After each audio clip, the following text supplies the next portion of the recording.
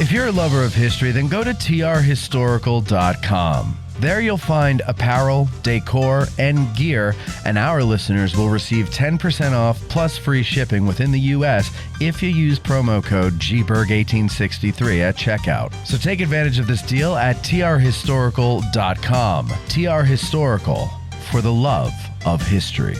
Who could forget the sounds of the 60s? The 1860s. I can't, and you can't either. Now, there's Marching Through Georgia, the exciting new album by Billy Webster. All of your favorite hits of the 1860s in one place. Such hits as Gary Owens,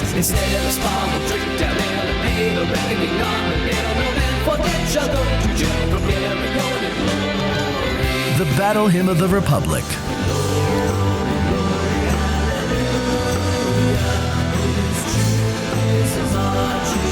All Quiet Along the Potomac Tonight,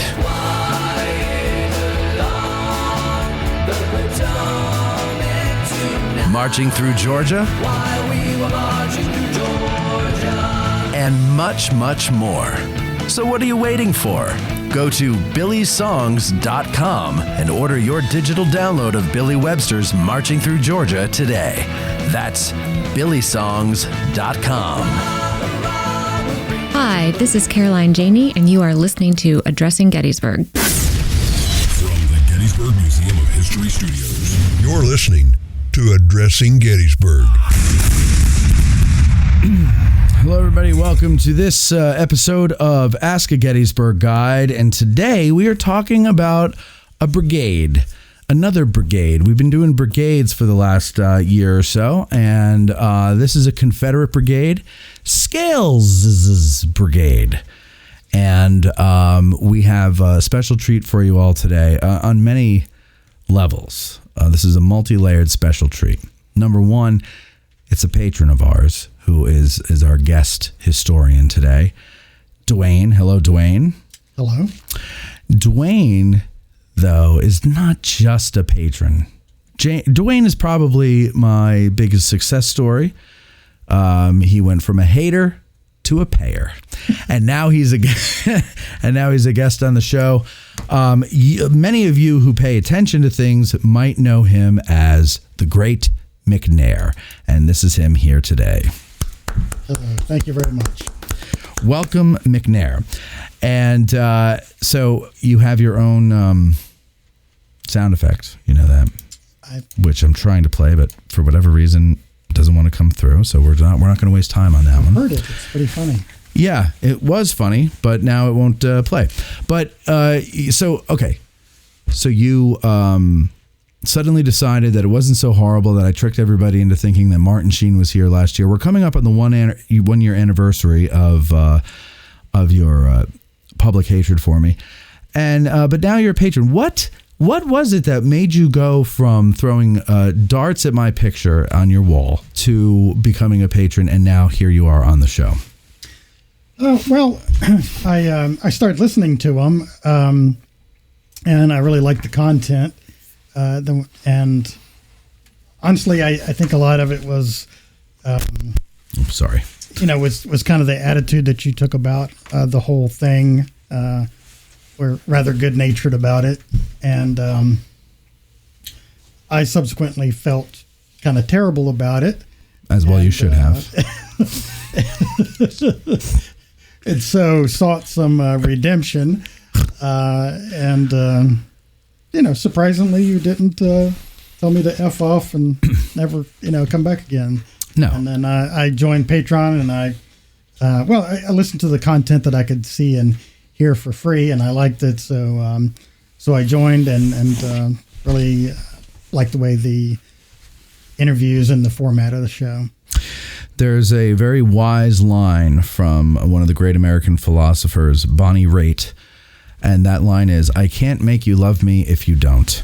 And so there's no point in wasting any time arguing with somebody because they don't like what you do. But I do like to waste time convincing you you're wrong by killing you with kindness. And there you go. It won. It won the day. And yeah, there you go. Now here is your sound effect.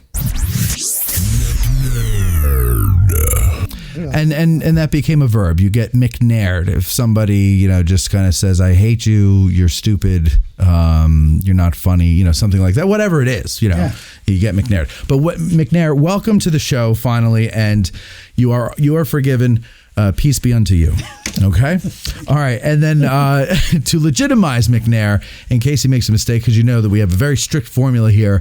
I'm not an expert. McNair's not an expert. But our guide is, and our license guide today is somebody you all know and love, our friend Chris Army. Hello, Chris. Hey, how's it going, Matt? Good. It's going horribly, frankly, to be honest with you. Okay, but we're not going to get into that today. All right. So we're talking about Scales Brigade. So I thought maybe what we could do is have McNair give us a little background on Scales himself. Who is he? Okay. Well, Scales. Alfred Moore Scales is from Reidsville, North Carolina. He was born there on November 26, 1827. In Ingleside, which was their family plantation there. There's actually a little roadside sign that, marking that. Mm-hmm. And he moved from there to something called Mulberry Island plantation and lived there for a while, grew up there. We don't have a lot of information about his childhood. He attended a Presbyterian prep school called Caldwell Institute that closed a number of years later, and then he went on to University of North Carolina at Chapel Hill. I'm an NC State graduate, so I don't like that part of it. So it's difficult for him to say, "Go Tar Heels." Yeah, I can't quite say that. Yeah. So he studied law there, but didn't finish. But he got out and was studied privately under, I think it was a local judge, William Battle. And then he took the bar and passed it in 1852. He became solicitor for the county and then won election to the state house.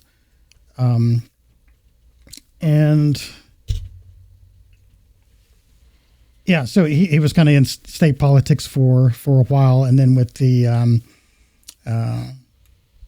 he also became a elector for the Breckinridge ticket.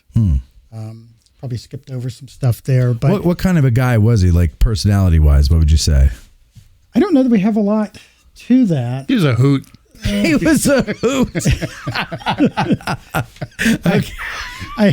You can't be from Reidsville, North Carolina, and not be a hoot. Yeah. Well, I'm a hoot as well. He I read married a woman half his age. Oh, don't get ahead on the story. Oh, is that too far ahead? Yes, oh, okay, all right. Well, that's what you got to look forward to, ladies. Although I didn't realize this until looking into this. He was married previously. He was, to some lady. Yeah, this is the trade-in, right, as they call it. I can't find anything where he was ever in Louisiana, but apparently he married someone from Louisiana, but she refused to leave Louisiana, so that naturally didn't work out. Okay, He gotcha. starts off as a teacher actually, and goes to Louisiana. Is that what it was? Yeah, okay. so he's down there teaching. Okay. And something happened, and that's what we can't really find. Something happened that he ends up returning to North Carolina without the missus. Or the practice wife, or practice wife. There's all sorts of other things we could say. Do you think it was that he that just because she wouldn't leave, or is there something more to that maybe people she suspect? wasn't young enough? Her parents wouldn't let her go. I kind of got the feeling there was something going on, but we don't talk about such things. Of course not at the time. Of course not. Okay, so we may never know. She was maybe too young or something. But so you found information about him having taught down there? And it's not very much. Just that was his career. Yeah. And it just says he teaches. And he goes down to Louisiana to teach. He doesn't teach in North Carolina. A little more to your mouth there. Okay. Okay. You could pull it if you want to look at him. Just I see the X on it. So yeah. You should have a mirror behind you so I can see him. So you can see. Yeah. Well, you can look up in the monitor. But then I'm looking away. Yeah. Yeah. But I can see him there. Yeah. No. If you want to turn to your side, just keep this. Yeah. Exactly. You got it. Okay. All right. So he. But go ahead. Continue then. So before we get up to him marrying the woman half his age, then so he becomes a lawyer. Yeah, so he becomes a lawyer. What kind of law do we know? I don't know. Legal law. So he does law. Solicitor for the Where's county. Veronica when Solicitor for the county. Okay. Veronica, what's legal law? So he goes, okay, so he's solicitor for the county. So he advises the county commissioners of what they can and can't do legally, right? I guess is what it is. Yeah. Okay. And then move us along then. So when does he marry the girl half his age? Oh, that's Yeah, so I guess the divorce went through in like 1858 or something, I think. Okay. So we're not even at the we're not even there yet. What year was he born? Did you say that? 1827. 1827. Okay. Yep. And he, as you know, the Democratic Party ended up nominating Stephen Douglas and John C. Breckinridge. As a Southerner, of course, Scales supported Breckinridge, and he was an elector on his behalf for North Carolina. So Lincoln's, Lincoln's elected. Fort Sumter's fired on. And then when he calls for 75,000 troops, that's what gets the rest of the other 4 states join the Confederacy. Mm-hmm. And so Scales volunteered there in the Rockingham Guards, which was named after the county that was there, and which becomes Company H of the 3rd Regiment Volunteers, which eventually becomes the 13th North Carolina Troops. So, and he was elected captain at that time. So he enters the 13th North Carolina as a private, and then is elected captain. Mm-hmm. Okay, and so he's probably in his 30s at this point, if I'm doing my math right. I guess like 32, 33, something. Yeah. Like Okay. that. There's a photo of him from like 1859 where has no facial hair, much younger. I imagine that's probably what he looked like during the war. But maybe he had the goatee. I don't know. So has he met the girl who's half his age yet? Or He hasn't been born yet. she's still just a fetus. No. One quick story that I came across as far as him becoming the captain. They're in the camp of instruction in Raleigh, and they tell the men about face. And everybody turns one way, and 2 guys, Scales and a guy named Thomas Settle, turn the other way. Okay. And they say, "We like the cut of your jib. You 2 guys are captains now." Really? Wow. That's how he was made captain. If only it were that easy when I was growing up. I know. Right? I'd be general by now. I think Settle joined up with them, became officers in the same. Yeah, they were from another prominent family, the Settles. Okay. And they had been, as far as the convention to jump in and secede, they were on opposite sides. Oh, okay. But both lawyers, so they're good at arguing with each other and then having a bourbon afterward. Yeah, right. I'm trying to stick with the theme. Yeah, the bourbon theme. As soon as the state says, the vote is that we secede, then they're buddies again. But they had been riding around, making the arguments all around the area. So I'm assuming that Settle was pro-union or not, for secession, maybe? Well, see, it gets a little deep because at first they have a bunch of these discussions, if you will, to stay with the Union or leave the Union.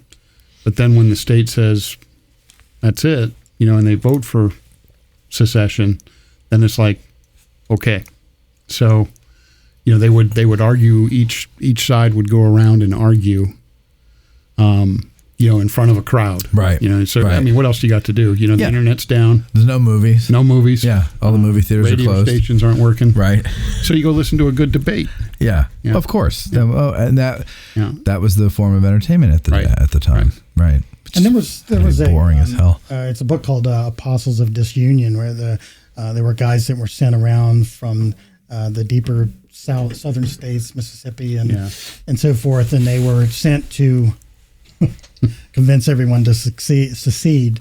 To help out. It's kind of like Mark Zuckerberg now. Yeah. Kind of helping out. Yeah. Gotcha. Right. Social media election interference is what they were up to, right? Yeah, basically. Okay. All right. So now the war starts. He's in the 13th North Carolina. And what is he seeing any kind of crazy action there, or what's going on then? Either one of you, it doesn't matter. Yeah, you probably got more than I do at this. Oh well, they start to get brigaded, but they have this drill master who you've heard of. His name is William Dorsey Pender. Oh, yeah. And so Pender, he drills them, and he becomes part of the 6th North Carolina. Okay, he's eventually given the colonelcy of the 6th North Carolina. And one of the dynamics that you see almost from the outset of the war is that Pender and Scales have this really, really good working relationship. Okay. And that's based on the fact that Pender's a military guy, but he's not a politician. Uh-huh. Scales is a politician, very well connected in Raleigh, but wants to understand military, aspects better. Sure. So they kind of coexist like that, and they help each other out. Okay. And when there's this discussion of Pender, taking on a regiment, Scales will get a hold of his old buddy, a guy by the name of Thomas Clingman. Okay. Okay, a big time Clingman. They just renamed his dome, by the way, or are in the process of doing that in Asheville, North Carolina. Oh, really? Clingman's Dome. Yeah. No, I'm not familiar with it. It's if you are hiking in the Smokies, it's the second highest peak in North Carolina. Yeah. Okay. And they renamed it to the Indian name. I forget what it is. Heap Big Snake Dome or something. Oh, wait a second, that's Devil's Den. Yeah, that's our homage to Tim Smith for the show. But Scales influences that decision through Clingman, and Pender is given the 6th North Carolina. And so then there's this effort to brigade other regiments with the 6th North Carolina, including the 13th, and that ultimately gets done. Okay. So they're back together. All right. Give us some of their service in the war then, the brigade. Well, they're at first, before they're brigaded, they're part of Raleigh Colston's command. They're fighting in Williamsburg in 1862 in the spring, and that's when the 13th North Carolina finally sees action. Then you have the Battle of Seven Pines, which is significant for several reasons. One of being that Dorsey Pender with the 6th North Carolina and his command and coolness under fire results in Confederate President Jefferson Davis, who's watching this.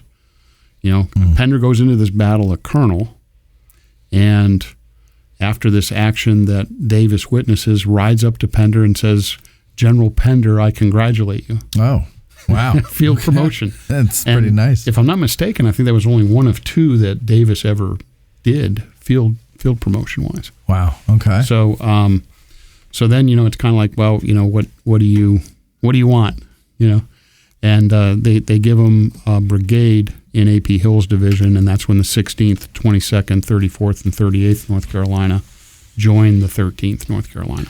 What is it that they loved about Pender? Lee loved Pender. What was so great about him? Did he have good hair? He did have good hair. Okay. I think. Okay. It helps if you do. I know, he married. Complexion, apparently. He was, Olive complexion. Okay. Married a younger lady, too. Did he really? Yeah. That must have been the thing back then. Pickett did it, too. Yeah. Yeah. And Pender ragged on Scales about the... Yes. But we're not there. We're not there yet, right. Apparently. We're teasing the audience. I'm jumping it, too. That's right. We're drawing him in with the story of the young life. Forget about the battle. Let's talk about his wedding. That's right. That's all right. Exactly. So go ahead. They will go through the Battle of Malvern Hill, part of the 7 Days battle, and Scales will actually collapse of exhaustion at that battle and will be out of the Army recuperating until November. Wow. Okay, so he's out for several months. I just wonder if he actually contracted some kind of disease, because, exhaustion you can get over in a couple of days. Yeah. But they're down there in the swamp. Yeah. I'm thinking about, was yellow fever, malaria. I don't know. Maybe he was severely exhausted, and that takes a couple of months. I don't know. But he probably... He has a couple of these bouts. They all probably had like 2 or 3 persistent or chronic illnesses of some sort, right? Yeah. And it probably just all took it out of him. Yeah. Yeah. So I misspoke. The 13th North Carolina doesn't get added until October. Okay. Good thing you corrected yourself Yes. there. Well, I want to make sure that we're being accurate because you built me up as some sort of expert in Yeah. this. Well, and we will get letters. So Yes. And emails. and mostly emails. Mostly. Actually, just comments. Yeah. Yeah. He's wrong. I can tell you from the comfort of my mom's basement. That's right. He's wrong. Those two captains turn to the right, not to the left. Yeah, right. Exactly. Yeah. Yes, that's exactly what it would be. It wouldn't even be about when they were brigaded. It would be about that. That's how it goes. Yeah. Yeah. Uh-huh. So, All right. so then we come Keep up going. on Fredericksburg, and Fredericksburg, is a Battle. It's a battle, and a tough battle at that, as you well know. Yes. But one of the things that, you asked me about what they like about Pender. Right. This guy is always in front with the action, and as a result, he's always getting wounded. Okay. And he does receive a wound in the arm at Fredericksburg and leaves the field and turns over the command of the brigade to Scales. Aha. He gets patched up, and he goes back in. And they're guarding a couple of artillery batteries and seeing some action as the artillery's firing and whatnot. But Pender goes back in, and instead of taking command back, he essentially tells Scales, no, you keep going. So, it's kind of some insight into the fact that Pender is continuing to develop, and I'm sure he did this with his other regimental leaders as well, guys like James Lane and so on. But he's helping them develop. Whereas a lot of guys would just say, okay, I'm back and I'm taking over. Right, giving back my reins. Yeah. Yeah. So. And Pender's about how old at this time? He's very young. Yeah. He is young, right? So he's younger than Scales. I think he was the youngest major general. That's what I thought. Okay, so for a young man to be developing his subordinates, I mean, that's a real leader. Mm-hmm. I don't know too many young men in leadership positions who can put themselves aside for the betterment of the team. Yeah. And I think he was an Indian fighter before the war. Yes, he and was I believe experienced, a West Pointer too. Yeah. Right. Okay. So in other words, Scales wasn't, and Scales was just a politician. and he's giving him military experience. Gotcha. And McNair, when you're talking, if you're going to look away, pull that mic to your mouth. Just keep your mouth around the mic because we can't. You're unless you talk out of your ear, which a lot of people do. I don't hear very well, so I'll just try to. Well, it's your speaking I'm talking about. It's not your I know. I don't care if I'm deaf. Is that too loud for your ears? Nope. Okay, it's good. fine. Want it louder? No, I can hear. Okay, good. And actually, I guess he was in the brigade of Samuel Garland, and then when Garland was wounded or killed outright, I forget exactly. He, I guess Garland gave him. So he was conspicuous for his bearing, seizing the colors of his regiment at a critical moment at Cold Harbor. He's talking about Gaines' Mill, I believe, and advances to the front. So he seemed to have taken to it pretty well. Mm-hmm. There's an author named Douglas Southall Freeman. Have you ever heard of him? It sounds familiar. He wrote a minor work. Yeah. Yeah. He says, What'd you say? He was a hack. He was a hack. Yeah. Kindly fetch the book from the general here. Anyway, his minor he will work. say about Scales as Pender's letting Scales command the brigade at that point in time, that Scales met the test. So, the mentoring from Pender is going well. Okay. All right. And apparently Pender's told him to drive those scoundrels out. And then he ordered Major Cole of the 22nd North Carolina, which my ancestor was in the 22nd North Carolina, Company G. That's kind of how you got interested. And I'm from his hometown and everything. And it was handsomely done, according to A.P. Hill. Okay. So keep going. Just continue the story. Okay, to Gettysburg. We go from Fredericksburg to Chancellorsville, but in between, there's a very important event in the winter quarters Their winter camp was named for South Carolinian Maxie Gregg. He had been mortally wounded at Fredericksburg, and one day in the camp, the men of the 13th North Carolina hear the drum beats of some forces, only to see that McGowan's South Carolinians are arrayed for battle with snowballs. And yes. So, this story has been told in several different troops. I'm sure they weren't the only ones. Sure.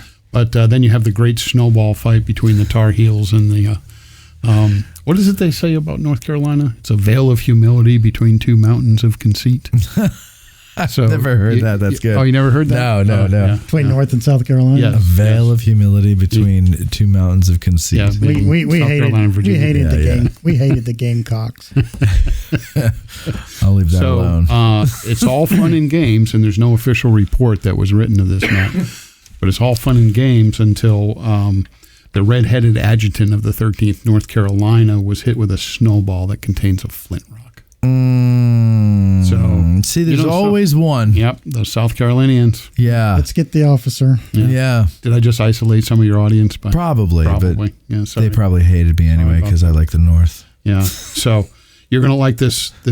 Well, let me finish. So once that happens, the Tar Heels got their dander up, and they will run through the camp of McGowan's guys, run them all back to their camp, ruining a good number of shanties. So nice. Okay. So now you got to rebuild your must have winter. been a fun day. Your winter hut. Yeah. Oh my God. Okay. So Matt, are you ready? Yes. I hope you're ready, because now is when we can bring the young bride into the story. All right. How does he meet? Who is the young bride? How does he meet her? How much younger? Literally half his age? Well, she's 18. Okay, so she's legal. The Pender teases him about her being 17. But What's the difference at that point? All right, but so how does he know her? She's the daughter of... It's the Hendersons. a prominent, I think he's a lawyer Her or name is something Kate. like that. Yep, Kate Henderson. More of his good connections. Right. And So he goes back and marries her. To marry her, yeah. And that was what, June of 63 or it had to be probably a little bit earlier, March. before Chancellorsville? Before Chancellorsville. Okay. Yeah, March. So early March. Yeah, late March.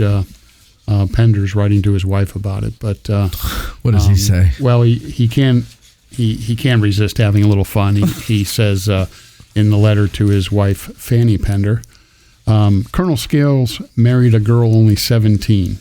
Best evidence in the world that he's getting old.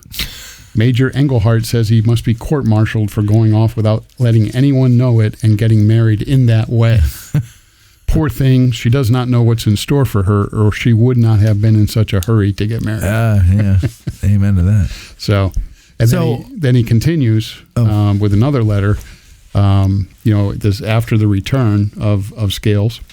Colonel Scales is the most homesick man I ever saw.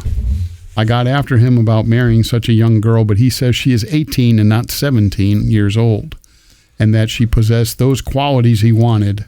He did not think youth ought to have a counterbalancing effect. So I think that's wise. Doesn't hurt any of that. Isn't that wise? what can you possibly talk about with an 18-year-old when you're 32 or whatever he was? Probably back then the same things that you would talk about if she was 35 or 32. Yeah. Nothing.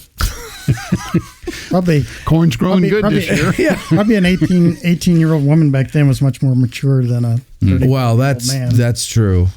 Than a 50-year-old man today, probably. Probably. Yeah, but still, like what can you possibly? You can't relate to each other. Well, they stayed married, and apparently it was. They have kids. They did not. I mean, we'll get to that. Oh, They did not.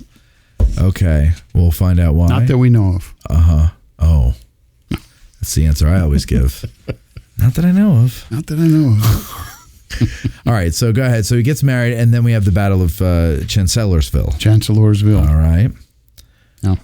So do you have anything on that? Does he miss the battle? No. No. Was, so he. Did the marriage tip the scales? Boom, boom.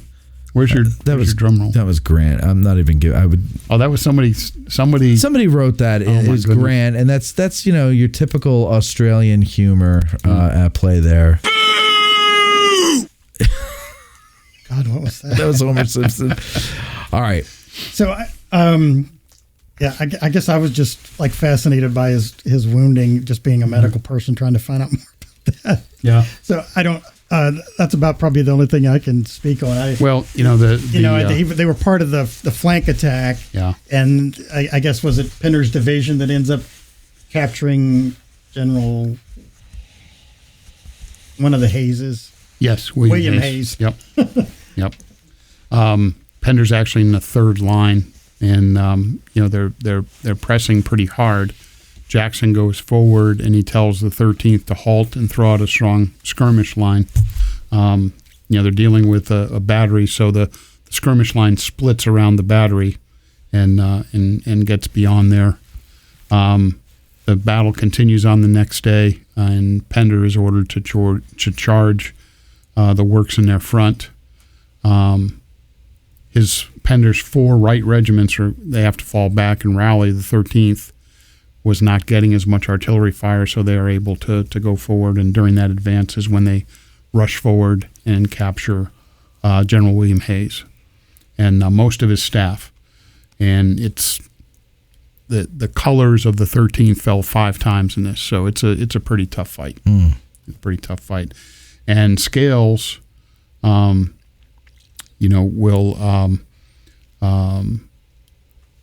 order one of the men to, detail somebody to pick up the colors that have fallen, and that's when he's hit in the thigh, and he will be taken to Richmond to recover. And he's actually in Richmond, but Scales will write later on that he remembered May 3rd at Chancellorsville as a day that tried men's souls. So, since he was wounded in the right thigh, through the fleshy part of his thigh by a ball. So it was only a flesh wound. Only a flesh wound. Yeah, apparently it says it was fearful, though not serious. But right. I mean, infection could take off with, of course, any of those. But it didn't cut the artery. Yeah. Didn't shatter the bone. Apparently not. Yeah. Obviously, yeah, that would have stunk. If and frustratingly, I haven't been able to get any more detail on his wound here, but as Chris has something, but we'll get to that. Okay, yeah, let's skipping ahead on. Please, let's not skip ahead. We all learned the lesson there when I tried to get to the marriage. Don't wound him. I mean, he just got married. Yeah, don't wound him a second time. So he. Okay, so then the Battle of Chancellorsville happens. Mm-hmm. Lee reorganizes the army. Pender goes up to division command, right? Mm-hmm. What happens with Scales? So Scales is recommended by Pender for promotion. And I've actually, I probably have a picture of it somewhere, but I actually have seen in the National Archives the order to do that does exist. On the envelope, it's all the endorsements. Oh, okay. So it's got Pender's endorsement, it's got A.P. Hill's and General Lee's before it goes to the congressional. Oh, that's cool. Confederate Congress to get approved. So now, but by promotion, you're saying in rank, not just moving to brigade command. It's not a colonel in charge of a brigade. It's a brigadier general. Brigadier general. Yeah. Okay. Yeah. McNair. What was I going to say? I don't know. Oh, just that I collect autographs of Civil War personalities, mainly Confederate generals. So my interest in Scales, I have a number of his autographs and also Pender's from. It's an envelope from one of his letters that he sent to his wife, but Scales' handwriting is atrocious, horrible, as he more better than I knows. But to give you an example of that, Matt, his papers, or at least what's left of his papers, are at East Carolina University. Okay. So I go down there one day, and I know that I'm going to find all sorts of information about Gettysburg and about his Civil War service and all that. As it turns out, after the war, or maybe even as the war is ending, he instructed his very young wife, because we're supposed to say that. Right, yes. Half his age. To burn the papers, to burn his letters to her. Yeah. So nothing survived that is contemporary for Scales. Does he say why? No. But his writing, as Dwayne mentioned, it's bad. You couldn't read it anyway. Here's how you do it. The first letter you can recognize. Let's say it's an A. Okay. After that, it's just a line. Oh, so you have to guess what he's saying. The whole letters, every word in the letters are written like that. It is and really I have, difficult. I mean, I have really bad handwriting, but it's not even. So what is the point of burning it? Nobody could read it anyway. You're your own cryptographer. Yeah, Like, yeah. It's like the zodiac letters. Like you got to figure out what you're writing. Right. This squiggly line looks like he's saying answer. There's an A squiggly line. Yeah. Now, there's a few letters that do survive. They're not really informative. However, when he is elevated to Brigadier General by Special Order number 163, as I'm sure you have a copy of. Of course. This is when he scaled the heights of command. That's right. Exactly. Boom, boom. That one didn't come in online, did it? It did. Oh, it did. I'm not in a joking mood today, so I'm letting Grant do the writing for me. Well, maybe Grant took up our early advice and started him with the bourbon early. But Scales will write his young wife, who I believe could read. Right. Just not his letters. Just not his letters. But he tells her the news, and she's obviously very concerned, that he's been wounded and very concerned that he's a soldier. But he notes to her that one of the benefits of being a brigadier general was if he were wounded or killed, she'd be able to read about it in the newspapers. And, you kind of gloss by that and you think, yeah, I guess. But, when you really think about it, I'm, here at Gettysburg, in the cemetery, how many unknown dead do we have from the battle? Right. Their families have no idea. They just never got back. And they never came back. And as proof of that, the newspaper article that I have here is the Weekly State Journal from Raleigh, and it says, fortunately, Colonel Scales was not wounded until near the close of the fight when he received a ball through the fleshy part of his right thigh, producing a fearful though not serious wound. So so she read the news. She read it, yeah. And this was on the 27th, so it was a few weeks after. It is a great point, though, that he would be in the papers if something happened to him. Mm-hmm. But and you think of the unknowns and those poor parents and wives, they might get word that he died, but we couldn't find him. Right. And so I would imagine you would just stand in the sea of unknowns and just be like one of the sections and just be like, hey, if you're one of these guys, I love you, I miss you. It's horrible. Absolutely. And even if they did, they published a lot of casualty reports from regiments, but they weren't always. Everybody wasn't always listed. Right. One of them was one of my ancestors was in the 45th North Carolina in Daniels Brigade, and he was wounded here and ended up staying at Camp Letterman and then going on to Baltimore. But I found the casualty report in the paper, and it was not. He wasn't listed there. All right, that's my phone ringing. Is that your phone? It is. Well, you want to answer it? Should I speak to should we wait? The Association of Licensed Battlefield Guides and see if I can catch it? Oh God, no! I was making sure mine was in the off, and it was. We need you now. I don't have such courtesies. Well, this is my first time here, and I want to be back. That's right. All right, so then now let's get it to Gettysburg. Well, before we get to Gettysburg, man, whatever. There's something really cool. Okay. Okay, so your Scales, you're wounded, you're down in Richmond, and you get your promotion. But that doesn't necessarily mean that everybody back at the brigade knows about your promotion yet. Oh. Okay. And there's a guy named Colonel William J. Hoke. He's the commander of the 38th North Carolina. And he is lobbying Pender to get the job. He wants to be the brigadier general. But his wounds scaled back his efforts for that part of the the war part of his service. Pender is not a big fan of William Hoke. In fact, he calls him the greatest granny. Oh. And he will write to his wife that he cannot recommend Hoke because he is the greatest granny. So Scales gets promoted and he hurries up out of Richmond. He will rejoin the brigade on June 24th. And while he may be the greatest granny or not, William Hoke will actually welcome Scales back with a band and a rousing speech. So, no hard feelings. Yeah. Hey, buddies for life. Yeah. I think he caught up with him at Shepherdstown, I believe. Yes, Shepherdstown. And so, now they're going to march into Maryland. And, there's a very, very limited amount of information, letters, diaries from the men of Scales Brigade. It's frustrating. Yeah, there's if you care like me. Yeah, there's like 3 decent ones that have a lot of information, but aside from that, it's pretty rare to find some stuff. But there's a guy named George Mills. He's part of the 16th North Carolina, and I love this quote, and I put it in my article. They're marching north, and George Mills makes a note in his diary that whiskey is issued. I don't know if it was good bourbon, Matt, but whiskey is issued. Right.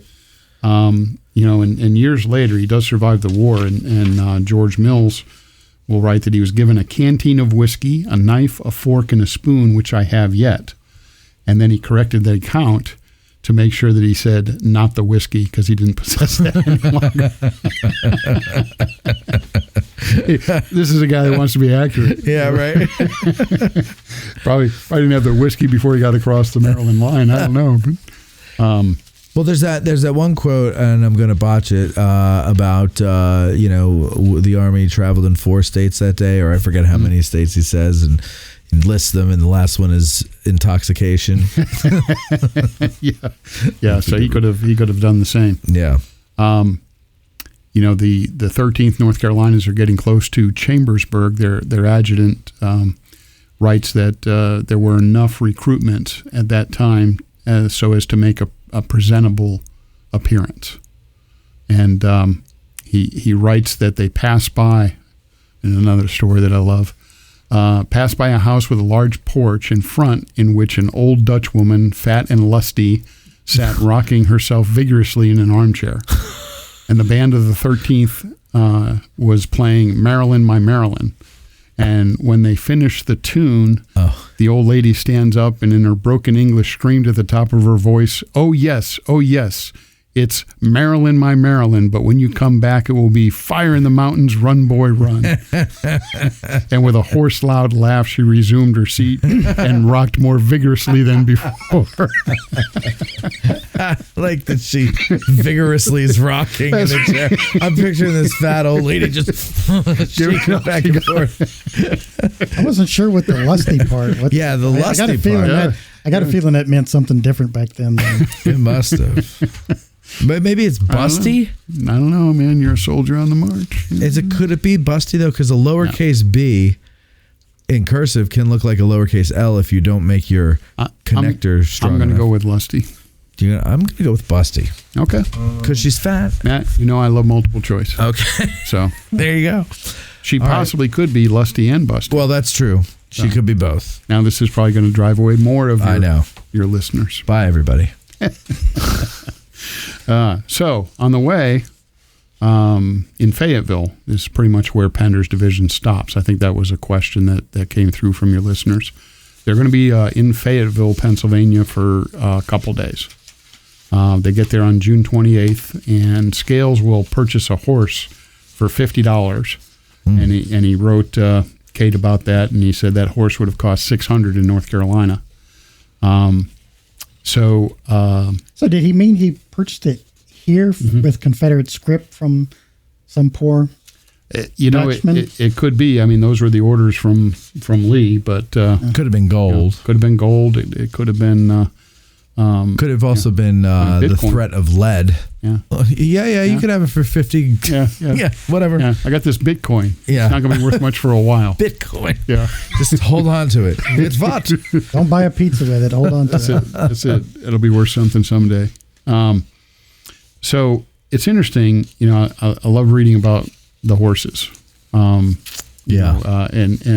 did you know, since we're talking about horses, and we've mentioned Pender. Did you know, Matt? I don't know. That our man, Dorsey Pender, co-owned a horse with David McMurtry Gregg. They owned a racehorse together No kidding. in the old Army. Really? Yes, sir.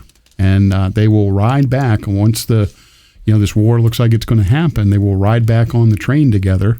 They're going to drop Pender off in North Carolina, and Gregg continues on. And I don't know whatever happened to the horse, but they co-owned a horse out west. Wow. A racehorse, man. Yeah. A racehorse. Did they win? I don't know. Probably not.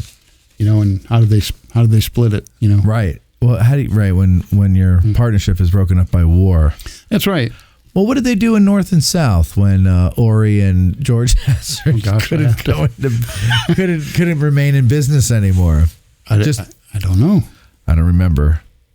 Do you remember McNair? No. Did you ever see North and South? 30 years ago. Oh, That's what I saw. well, believe me, it's not worth. Was that the one? revisiting. Was that the one with Patrick Swayze? No, I didn't. God rest his soul. Yes, exactly. Amen. Okay. So now, should we bring them to battle? let's bring them to battle. Okay.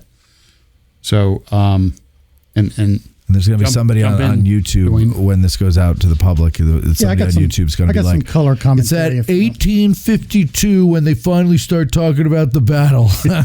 Guarantee you that's going to be one of the comments. so they want to just jump in and start talking about the battle. Yeah, exactly. An hour well, yeah, that is what they An want. hour I and think. 5 minutes in. Yeah. We'll do it real time. Yep. Okay.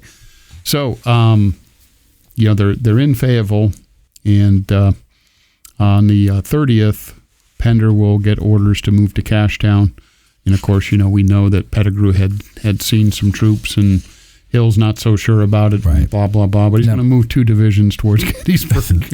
I'm not sure. Let's just throw 2/3 of my core. But for people who don't know, so Fayetteville is west of Cashtown, up in the mountains there. Would you say it's like halfway between Cashtown and Chambersburg? Or maybe I'd give it that. Maybe a little closer to Cashtown?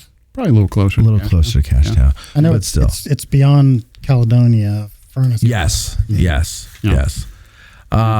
Okay, so go ahead. You want another stupid, senseless fact about Fayetteville? I would love one. Yeah, Crawford's dad had a house that's still there. Really? Crawford, yeah, you know him from down. He owns the lake. The namesake for the lake I didn't want to get into at the base of Little Round Top. Yes, of course I know Crawford. Yes, of course you know Crawford. That's his why. dad Yeah. owned a piece of property that, I think it's the trees kind of hide it now, but you used to be able to see it from Route 30. No, is this prior to the war or after the war? Yeah, prior to the war. Really? Yeah. Oh, that's interesting. And so these guys, some of them would have been encamped around there, in my opinion. Amazing. Because Fayetteville's not a really big place. No. They don't even have a Dunkin' Donuts. I mean, they don't even have a mayor's office. No. They don't even have a mayor. They do have a I rudder. couldn't even tell when I was driving through it. That's Right. That's the thing. You don't even know. It's just a section, really. It's not even a town. Right? It's just an area. Yeah. Isn't it? Well, I mean, if you blink and you miss the sign, you don't even know that you're Right. going through it. Yeah, you don't even know you're there. Now your Fayetteville listeners are going to be right. Well, we put an offer in on a house in Fayetteville. Oh, did you? Yeah, it was a really nice house. Crawford's house? I don't know. I doubt it. But no, it looked like it was built in the 20s. But it was a nice house. The only problem was it was right on 30, and I just couldn't get over the noise. And it was a brick house, and you really didn't hear it when you were inside. But you can't sit out in the backyard and have a little fire at night without hearing zoom, zoom. And I can't do it. Can't do it. After I moved into mine, I found out that 18-wheelers go up and down my Oh, and you road found out and shake after. my house. Yeah. Yeah. I'm sorry. I'm sorry. Yeah. That's what it They're is. working on the highway a little. Well, you're lucky you have trouble hearing. Yeah. All the bacon coming out of Hatfield is Oh, got to go somewhere. Oh, in my belly is where it's got to go. All right. Okay. So go ahead. The battle. Okay. So, on July 1st, they're going to be formed. Pender had ordered his men to cook 1 day's rations. They're going to form for the march around 5 o'clock. The sharpshooter battalion of William Haskell, South Carolinian sharpshooters, they're going to lead Pender's division. And about 2 or 3 miles in, they start to hear artillery fire. And on the Lewis Hoppy farm, Pender will deploy the men. So Scales and Lane will be south. Scales and Perrin will be south with Perrin on the right. And on the left of the Chambersburg Pike, you will have Thomas and Lane. So they're north of the Pike. So they're broadside the Chambersburg Pike. Okay. I have a question about that. So I was reading that, and the nerd I am, I drove out there today, and it said it's about a mile out. So that would be around where basically Knoxland Ridge is. Is that where that was? Yeah, I always use the church that's out there and just kind of okay, because I had not heard of that farm, but I drove up and I'm like, well, it had to be Knoxland Ridge. They were on the deployed on the far side of it, because they said about a mile away they could see right Pegram. And if you were in the parking lot of that church, you can really see quite a bit, even with the modern tree line. And if Matt cared, he would break out his Batchelder map set, and we could look at the exact location of the Hoppy farm. But I'm not sure that I do care, but they're at home. You should have told me to bring them, and I would have brought them. I'm sorry. That's all right. Sorry. That's all right. So, then, of course, the Confederate artillery is going to deploy in and around the church there. And at first, you have Pender basically far enough, behind to be in support, or I should say close enough to be in support. Now, was that when they were at her Ridge, when they were in support of the artillery? No, that's after. That's Oh, okay. So they had artillery back at. Yeah. So the artillery, if you know where the church is, if you're standing in the church parking lot, so it would be in front of the church, and then on the other side of the road, the topography kind of curves a little bit. There's nothing built there. There's a tree line there, and that's where the Confederate artillery is setting up. At first. Now, some of that will move forward, but they're going to be firing, and of course, there's a couple things going on at this point. Number one, Captain Haskell, he has the sharpshooters. That was something that that organization started to happen, I think, in early '63. Some of the Confederate brigades would organize sharpshooting battalions. So the guys are the good shots. Put them together, and they're the ones that go in and do the heavy skirmishing. But Captain Haskell, at this point, he's actually doing some reconnaissance. And I think we talked about this in the Pender episode a little bit, but they don't know what's coming in on their right. Okay, they may have gotten a copy of the 1858 Adams County map, like you all should have. Yes. I had a copy of it, and when I was moving, my neighbor came by, and I answered the door while I was rolling it up, and he goes, "Oh, the 1858 map. I've always wanted one of those." And I go, "Oh, well, here, they're $9.99 at the gift shop. I'll go get another one. You can have it." Yeah. And next day I went to the gift shop. They stopped carrying them, and I can't find one to save my life. Now they're $50 online. I found them. They do have them online, but they're like $69, and if they come framed and stuff, I just want the map. I don't need it framed. You want to know a little trick? What? You want to know Chris's trick of the day? I'd love to hear Chris's trick of the day. Yeah, go on Library of Congress, do a search on it, you'll find it. Well, yeah, but I like it. Then where am I going to print it out? That big, huge thing. I mean, like it was a big, huge old map on my wall. It looked really cool. Well, if you download it in a high-TIFF format, there's printers like the Gettysburg printing frame. Yeah, that will print that for you, Matt. That's a great idea. Hey, I'm here to help. There you go. Here's Chris's tip of the day. All right, Chris. Thank you. Yes, thank you very much. All right. So that was Chris's tip of the day. Thank you. Stay tuned for more. So okay, the drama of the battle. Let's get back to it. Oh yes. In this letter to Batchelder that Scales wrote, it says, "My brigade went into line in a country road on the top of a hill a short distance before we reached the grove that you referred to." I guess I don't know if that's ahead of where we were. If he's talking about the Grove, Reynolds Woods, and he's back at her Ridge. I don't know. I may be. Well, one of the things that happens is they will. So let's complete our thought on Captain Haskell of the sharpshooters, because that's going to change the situation. So he's being used for reconnaissance.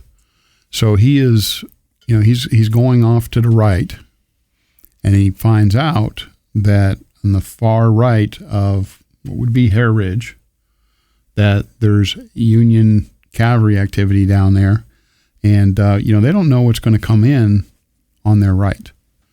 And so think of the two regiments on either side of the Chambersburg Pike. Conversely, they don't really know what's going to come in on their left because Ewell's guys haven't showed up yet. Okay. So what Pender's going to do is he's going to take Lane. He's going to shift them onto the other side of Perrin, as you probably can tell in your map book there. Your Phil Lano's map book. Yep, I'm looking right at it. Okay, and then he's going to take Thomas, and he's essentially going to refuse Thomas along the railroad cut and kind of watch what's going on in the north. Wait, Thomas? Thomas, yep. On the railroad cut? Yep. Okay, so not the railroad cut, but remember there's 3 railroad cuts. Yeah, right. Okay, so the most western area, and it might not even be right at the cut itself because I'm doing this from memory, but Thomas is shifted to guard the flank of the left side. Lane is put down to guard the flank of the right side, and in addition to that, there's a couple of artillery, at least pieces, I don't think they're full batteries, that are sent down to the right side to more or less watch the road. If Union boys are coming up that road or if there's extensive cavalry action, it's their job to watch that between the sharpshooters, the artillery, and the right side of Lane's brigade. It's interesting because the Thomas isn't even on here. Yeah. Like anywhere. Yeah. Yeah, he's over there. He just doesn't do anything. Right, but I mean, that's what I'm saying. Is like they're not even showing him covering the left. Yeah, I was on a Scott Hartwig, shout out to Scott, tour years and years and years ago, and it was on Pender's division, and one of the things he said early on is, you wanted to be a soldier in Thomas's brigade on this day. For the whole battle, really. Yeah, really. Yeah, I mean, the whole they'll battle. end up, going into Long Lane and being part of the sharpshooting. But yeah, I'm right. But they do take some casualties down in Long Lane. But on day one, that's he's the only one of the brigade I haven't been able to find a signature on. I have Pender, Perrin, Scales. No. Thomas is nowhere to be found. Yeah, I think what do the books say? According to Gottfried, he only lost. He lost 19.9, so 20%. Most of it was probably in Long Lane when they were skirmishing with. Yeah.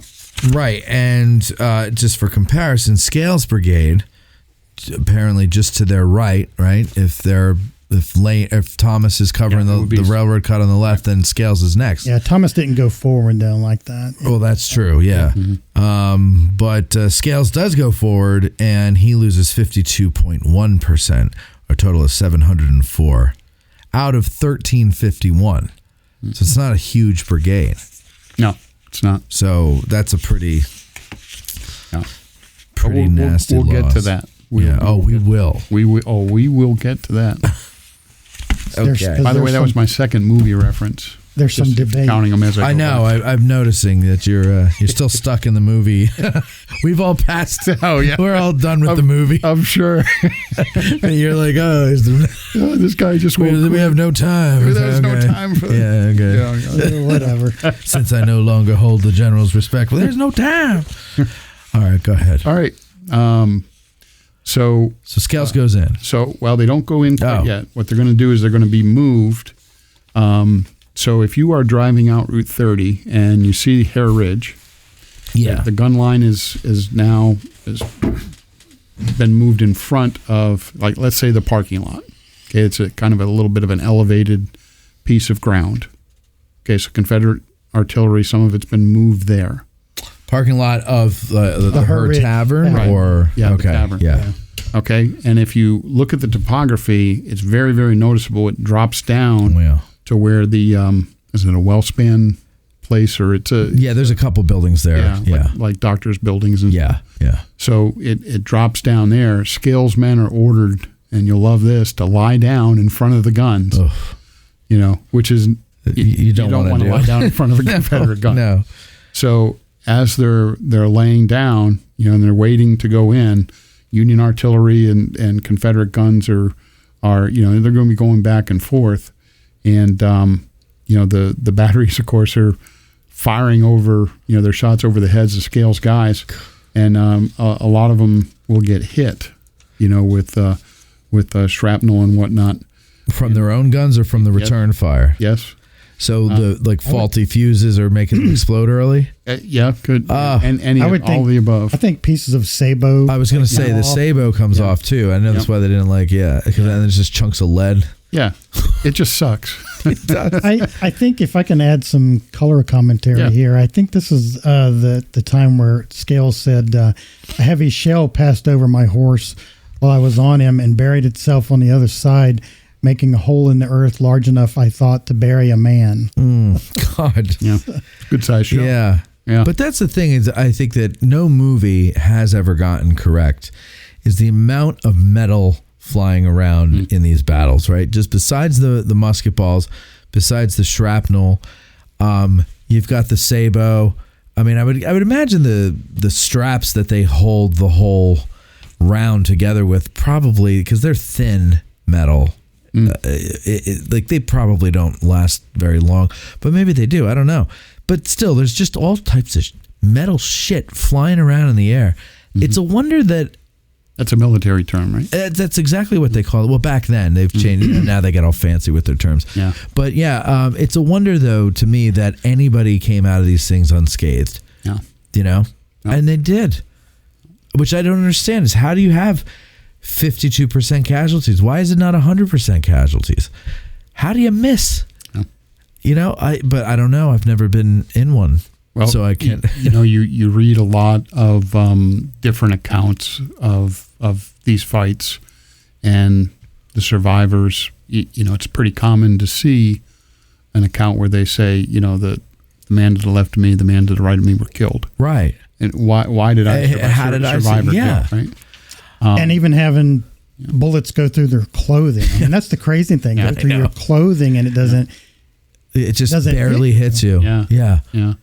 That stuff astounds me. I don't know if I just do this to comfort my mind, but I don't remember where I got this idea, but I kind of suspect that maybe in the first battle you're in the beginning of the war, and you're really pissed at the enemy and you really hate them because you bought into all the propaganda of your side. You want to kill somebody, like you're aiming to kill, you're shooting to kill.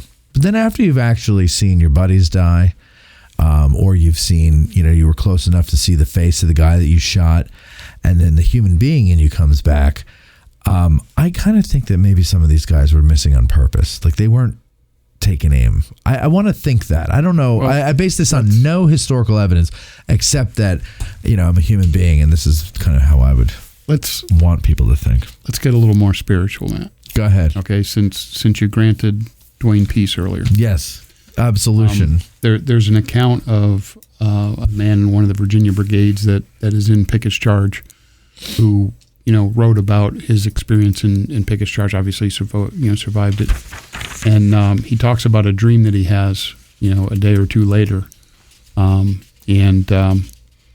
he sees an angel in the dream. And he's been having this survivor's guilt, if you will. That's what we call it today, I suppose. Yeah. And the angel tells him, "I am your guardian angel, and I protected you during that charge." Okay. So that's what's going on, Matt. You think it's the guardian angels? Guardian angels. Motorcycle gang. Saint Michael the Archangel. Oh yeah. Protecting. Protecting. A lot of stories about Saint Michael, dude. Wow. So amazing. I didn't know that. I actually carried a medal of Saint Michael. Yeah. Did you? Well, and you made it, so maybe it works. Yeah. Well, you never know. But I mean, okay. Well, let's say we don't know. You're not ready to get all spiritual on it. It's okay. We'll get you there. No, I can get spiritual on it, but what I'm saying is I think that maybe it's okay, whatever you want to call it, the guardian angel, the hand of God or something. But there has to be something that says to someone, I can't kill another one. I just can't do it. I'm sure it runs the gamut. I mean, we're talking thousands and thousands of. You could also do, they're like ready, aim, fire, and you turn away, and hey, wherever it goes, I didn't put it there. It seems like I've read somewhere of occasionally soldiers deliberately missing, but they can't make it too obvious. No. And I guess that's one reason they have, if there's a firing squad, there's like 6 of them, you don't know. And you don't know if you're the one that. And that's the thing is like, maybe it's like when you're at a good distance and you're firing a volley, you kind of shoot over their heads or into the ground and before them or something like that. But there will come a point where even if you're trying to spare a life, if you're getting close and the guy's coming at you, you're gonna take them out. They right? were definitely trying to kill. They were definitely trying to kill Scales. Yeah, sure, of course. And so I'm not saying that it's all mercy and everything. But it's just amazing to me that if everybody's aiming, and I know everybody's not a good aim, but when you got a wall of lead flying at a wall of people, how does anybody miss? Well, I think they aim, accidentally aim high. You also have to think back to the fall when we had that event out at Winchester. Yeah. When we were firing, the amount of smoke. Yeah. And the fact that they're firing at us, so there's an amount of smoke. Sure. And the instant that you fire and, you're taking your gun and getting ready to reload it, you're not necessarily standing there saying, did I get somebody? No. You know what I mean? So, it happens quickly. Yeah. So I would imagine. But we're also we were firing at things the size of a dinner plate. And they didn't fire back at us. And it didn't fire back at us, yeah. And we still missed. And they said very, very quickly that swale where they went into became filled with smoke. And they couldn't see who they were. And that's the thing. I fully understand. There's all these conditions that I'm not taking into account because I've never been in a Civil War battle. No. And I know a lot of people in the audience have. Mm-hmm. So, they can correct me. You have a very aged audience? Is that what you're saying? No, I have a lot of people in the audience who reenact, and I think that makes them soldiers. Not reincarnated. So they tell me. Okay. Yeah.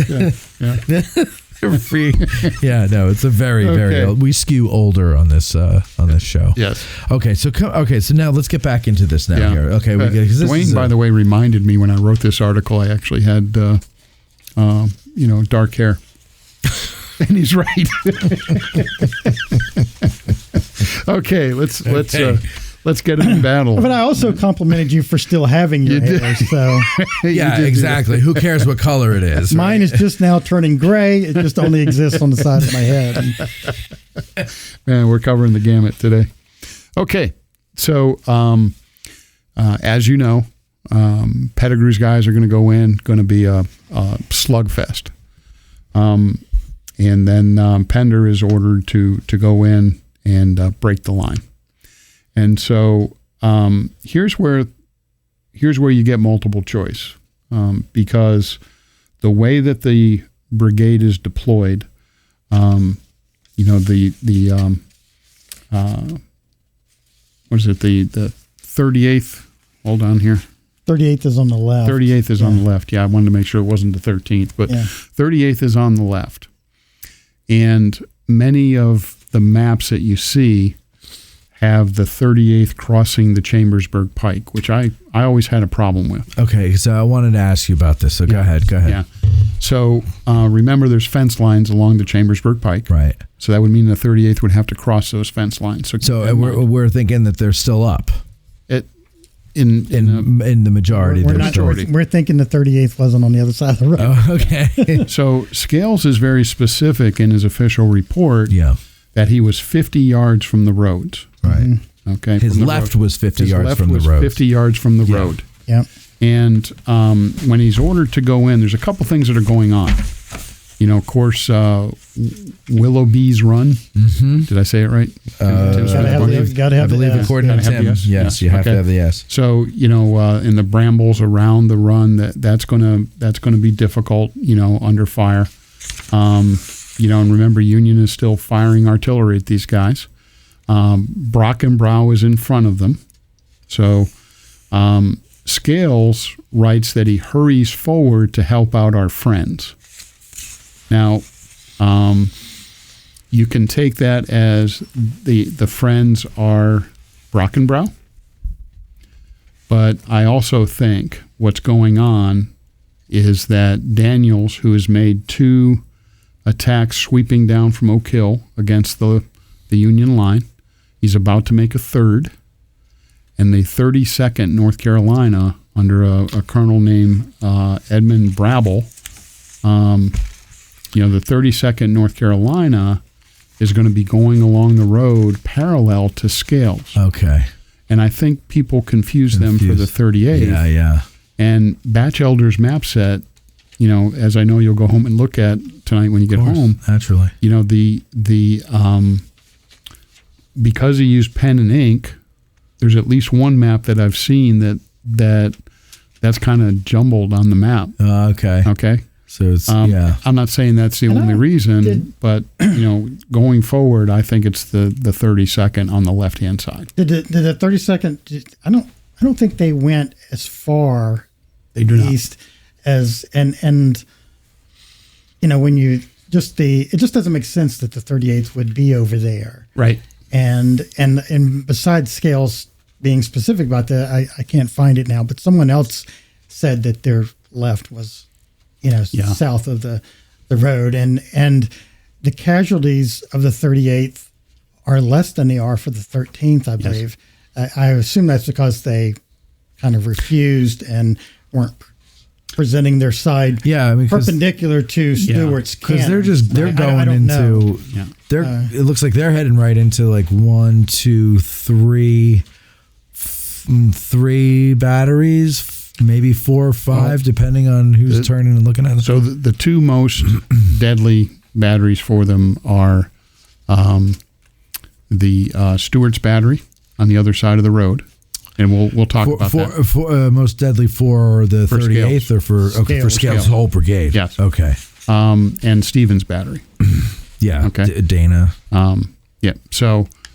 So that dynamic is going to happen, and we're going to talk about what, in particular, Stewart's battery does. Okay. Okay, but let's take care of the 32nd to Dwayne's point. Go ahead. I don't think that they make it as far as the modern Reynolds Avenue. They come across, they're on the left of Scales, but that's the focus of Stewart's battery at that time. Okay. On both sides of the railroad cut, I believe. Okay. So they're taking a ton of lead in that attack, and remember that's their 3rd attack. Right. Okay. So they're hanging out by the Buford statue area there. Yeah, they kind of come down and they sweep around. Yeah. So they're going to go a little bit farther than that, almost to the road, but I think that's about where they go to ground. Okay. So not quite to Reynolds Avenue. Not quite to Reynolds Avenue. But at the same time, Brockenbrough is going to go to ground after they push Stone back, with, I believe, Scales' help and full transparency. Our good friend Rich Core, who is an expert on Stone's brigade, and I've had conversation with him. He does not agree with me on that point. Okay. He thinks that Stone will fight Brockenbrough and that's it. But I think Scales' pressure adds to that, and that pushes what pushes Stone out of there. Mm-hmm. Okay, so they're falling back. Brockenbrough will go to ground because supposedly, and I say supposedly because there's different accounts on it, they run out or low of or out of ammunition. Right. And it's Brockenbrough. So. Yeah. Broken ran. Well, not to disparage them. Let's say that they've had some hard fighting, Sure. Now. But now why do you say, is there a controversy over that? Or if they have... I don't know if you call it a controversy. I think there's... And you never know. Like some people might say, well, they didn't go forward... because they were bad. Because they were bad. Unit, yeah. I don't know. But they're in that swale where the McPherson barn is. Right. It says here, Scales was told that Brockenbrough's men, quote, were without ammunition and would not advance further. With some disdain, Scales later wrote that I ordered my men to march over them. Yes. They did so. They did. Yes. I like that. Now, another dynamic that you have going on that we don't usually think about it as we look at maps and things, all the detailed maps that we have today of the minute-by-minute action. Because everybody had a accurate watch. Yeah, that's right. The 26th North Carolina. Right. There's several accounts where Scales talks about, the guys from Pettigrew, the 26th North Carolina in particular, but Pettigrew's regiments will stand up and go forward with Pender's guys. You show that on your map, yeah. So, there's enough accounts to make me think, that definitely happened. Because the boys got their dander up, Matt. Yes, and they went forward. Number 3, by the way. Jesus. No, I think that's number 4. Is it number 4? I think so. I think your last one was number 3. I'm losing count. Only because I think I remember you saying that was number 3. I don't remember. I think you're right. I think it is number 4. Yeah. Do we have a goal today? How many we're going to get to? It's your own personal goal. And there was an account of a soldier in the 22nd North Carolina, A.J. Dooley, where he says their left was on Herbst Woods. Yeah. The 16th would have been on their right. Mm-hmm. And then I think your map showed the 26th. Yeah, they would have been in the woods, and to the right with 11th North Carolina, who I also think went forward, with Pender's guys.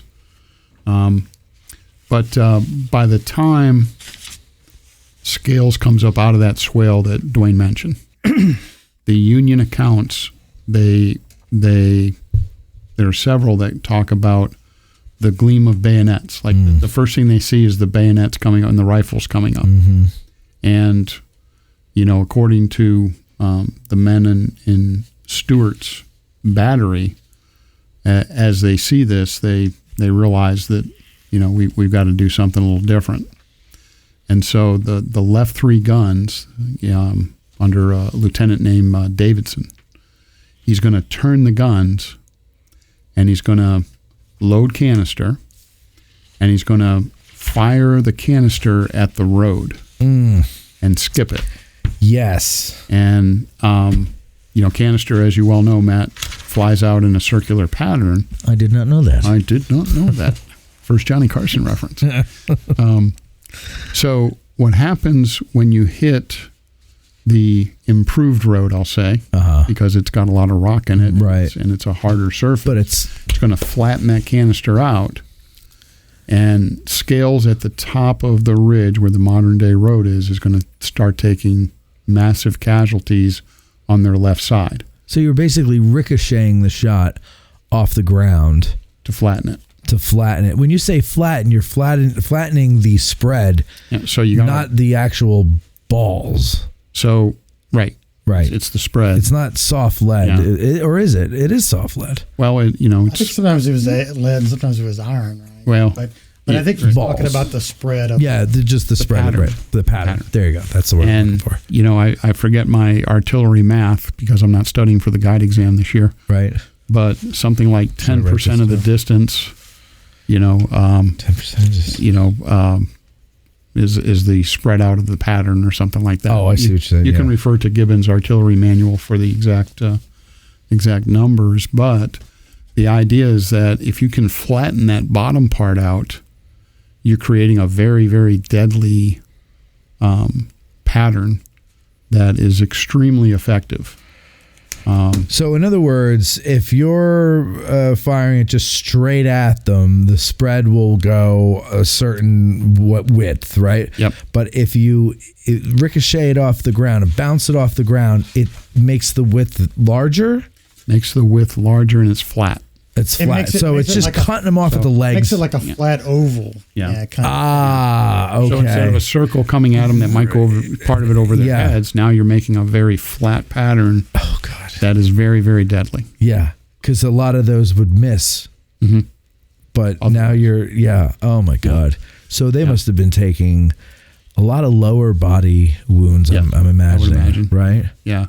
I've not gone back into the medical records of the wounded, but I think I remember hearing that there were a lot of leg and pelvic wounds. Yeah. Which those have got to be the worst, the pelvic wounds. Yeah. Let's face it.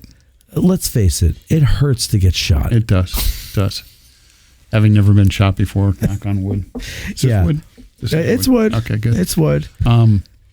So when this is happening, this is probably the deadliest part of the attack. Yeah. But remember the infantry that's fallen back. You got Stone's brigade. You got 6th Wisconsin in there. Right. Okay. You got Cutler. Elements of the Iron Brigade. You got elements of Cutler, but they're eventually going to have to fall back off of the ridge. And they're behind a barricade. Right. I think Paul's men are, earlier Paul. in the day. Yeah. Yep. Right. So they're kind of just sitting there waiting for the Confederates to come across that field. It's not as big a field as Pickett's charge between McPherson and Seminary Ridges, so it's not much of a wait. And they're probably within range as soon as they are visible on McPherson's ridge of muskets. I think the bigger issue is to give enough time to the Union troops to fall back before the artillery can be used. Yeah, no, I'm talking about when the Union troops are back already and they're waiting and ready to go. Yes. But you're right. So they got to get out of the way first before you start firing into the Confederates. Yes. So what happens when they start firing into? I mean, it's not just Scales that's out there. So you got Perrin as well. And if you take a look at the 14th South Carolina is the first regiment to Scales' right, and picture in your mind the walking trail along the seminary now that they put in about 10 years ago. Yeah. There was an old fence line that I think they kind of took it down, but there were some trees. They used to be able to tell where it was from those trees, and I don't know if they've cut those down. I think they thinned them out, but I think there's still enough there that you can see the old fence line. I noticed it looking at your article today. I was like, oh yeah, I remember that. Where are you talking? So if you're standing at the semitary and you're looking out, do you remember where the old tennis courts used to be? Okay, where they've put the replicated barricade? Yes. Okay, if you look out there, you'll see a couple of trees kind of in a row that follows the old fence line. I see. They run east and west. Yeah. Exactly. I know where you're talking. Okay, that fence line is going to affect Perrin. Okay. And to the left of that fence line, by the time Scales goes over and starts to hit that part of the line, the 14th South Carolina has taken a bunch of lead as well. They will take heavy casualties. And I don't think they've even fired a shot yet. Right? No, because Perrin has told his men, and Pender has told them not to fire until... So I wanted to ask you about that. I know specifically that was mentioned for Perrin, and Perrin enforced that. Was that also for Scales? Were they ordered to go in and not fire? I mean, I know they did when they got into the swale, but I don't... Yeah, I think it was because Pender is actually at least part of the time with Scales. Yeah. I haven't been able to figure out if he ends up riding over to Perrin or to Lane, but... Scales ultimately will be wounded in this attack, and I think it's when he comes up off of that. So let's see, that would be East McPherson's Ridge. Yes. Okay. So they're getting canister now in the flank. They're getting canister in their front. Probably some of the shots from any infantry that's still there that hasn't collapsed yet. And then the 14th and Scales. They're going to probably take most of their casualties from that ridge on down to basically went out there years ago with one of my guide mentors, a man named Wayne Walksmith. I don't know if you ever had the opportunity to meet Wayne. Nope. He's a B-52 pilot in Vietnam. Okay. Yeah, I heard of him. I met him a couple and, I would go out on the field a lot with Wayne, and he always tell me two things. Number one, the enemy gets a vote. No matter what plan, the enemy gets a vote. Yeah. Number two, and I always thought this was interesting for a B-52 pilot, he would say, Chris, the ground drives the battle. Mm-hmm. Okay, so you have to, that's what the benefit is to visiting the battlefield, is to see the ground, because it's nice and flat there on your map that you're looking at. Yeah, it's very hard to understand. Yeah. Because on a flat map with nothing, there's lines and things to indicate hills and whatnot, but it's not jumping out at you, and it's easy to forget. So, you might not get you're like, well, how does that? Why would they? But then when you're there and you see it, and you're like, oh, they can't see them coming until th're right there, and then it's too whatever the case may be. Yeah. So Now, modern day, you have to, and I think the park has planted some trees there and across from the Thompson house. Yeah. So, the guns would be in and amongst the trees. But Scales will write that he makes it to about 75 yards from the ridge. And so I went out with Wayne one day. He had just gotten a laser finder. This is like, probably around 1999 or something. Okay. And, I told him I was kind of interested in this brigade, and, I was kind of trying to get a feel for the distances. And so he brings his trusty laser finder. He had a freaking laser in 1999. Freaking laser. That's a different movie reference. Yes. So we measured it with the laser. Sharks with lasers on their heads. Sharks with freaking laser beams on their heads. That's the next step for the Crawford Pond, by the way. So if you look at Stevens Run that runs through there, when the rain is heavier, that's about the distance that Scales men make it.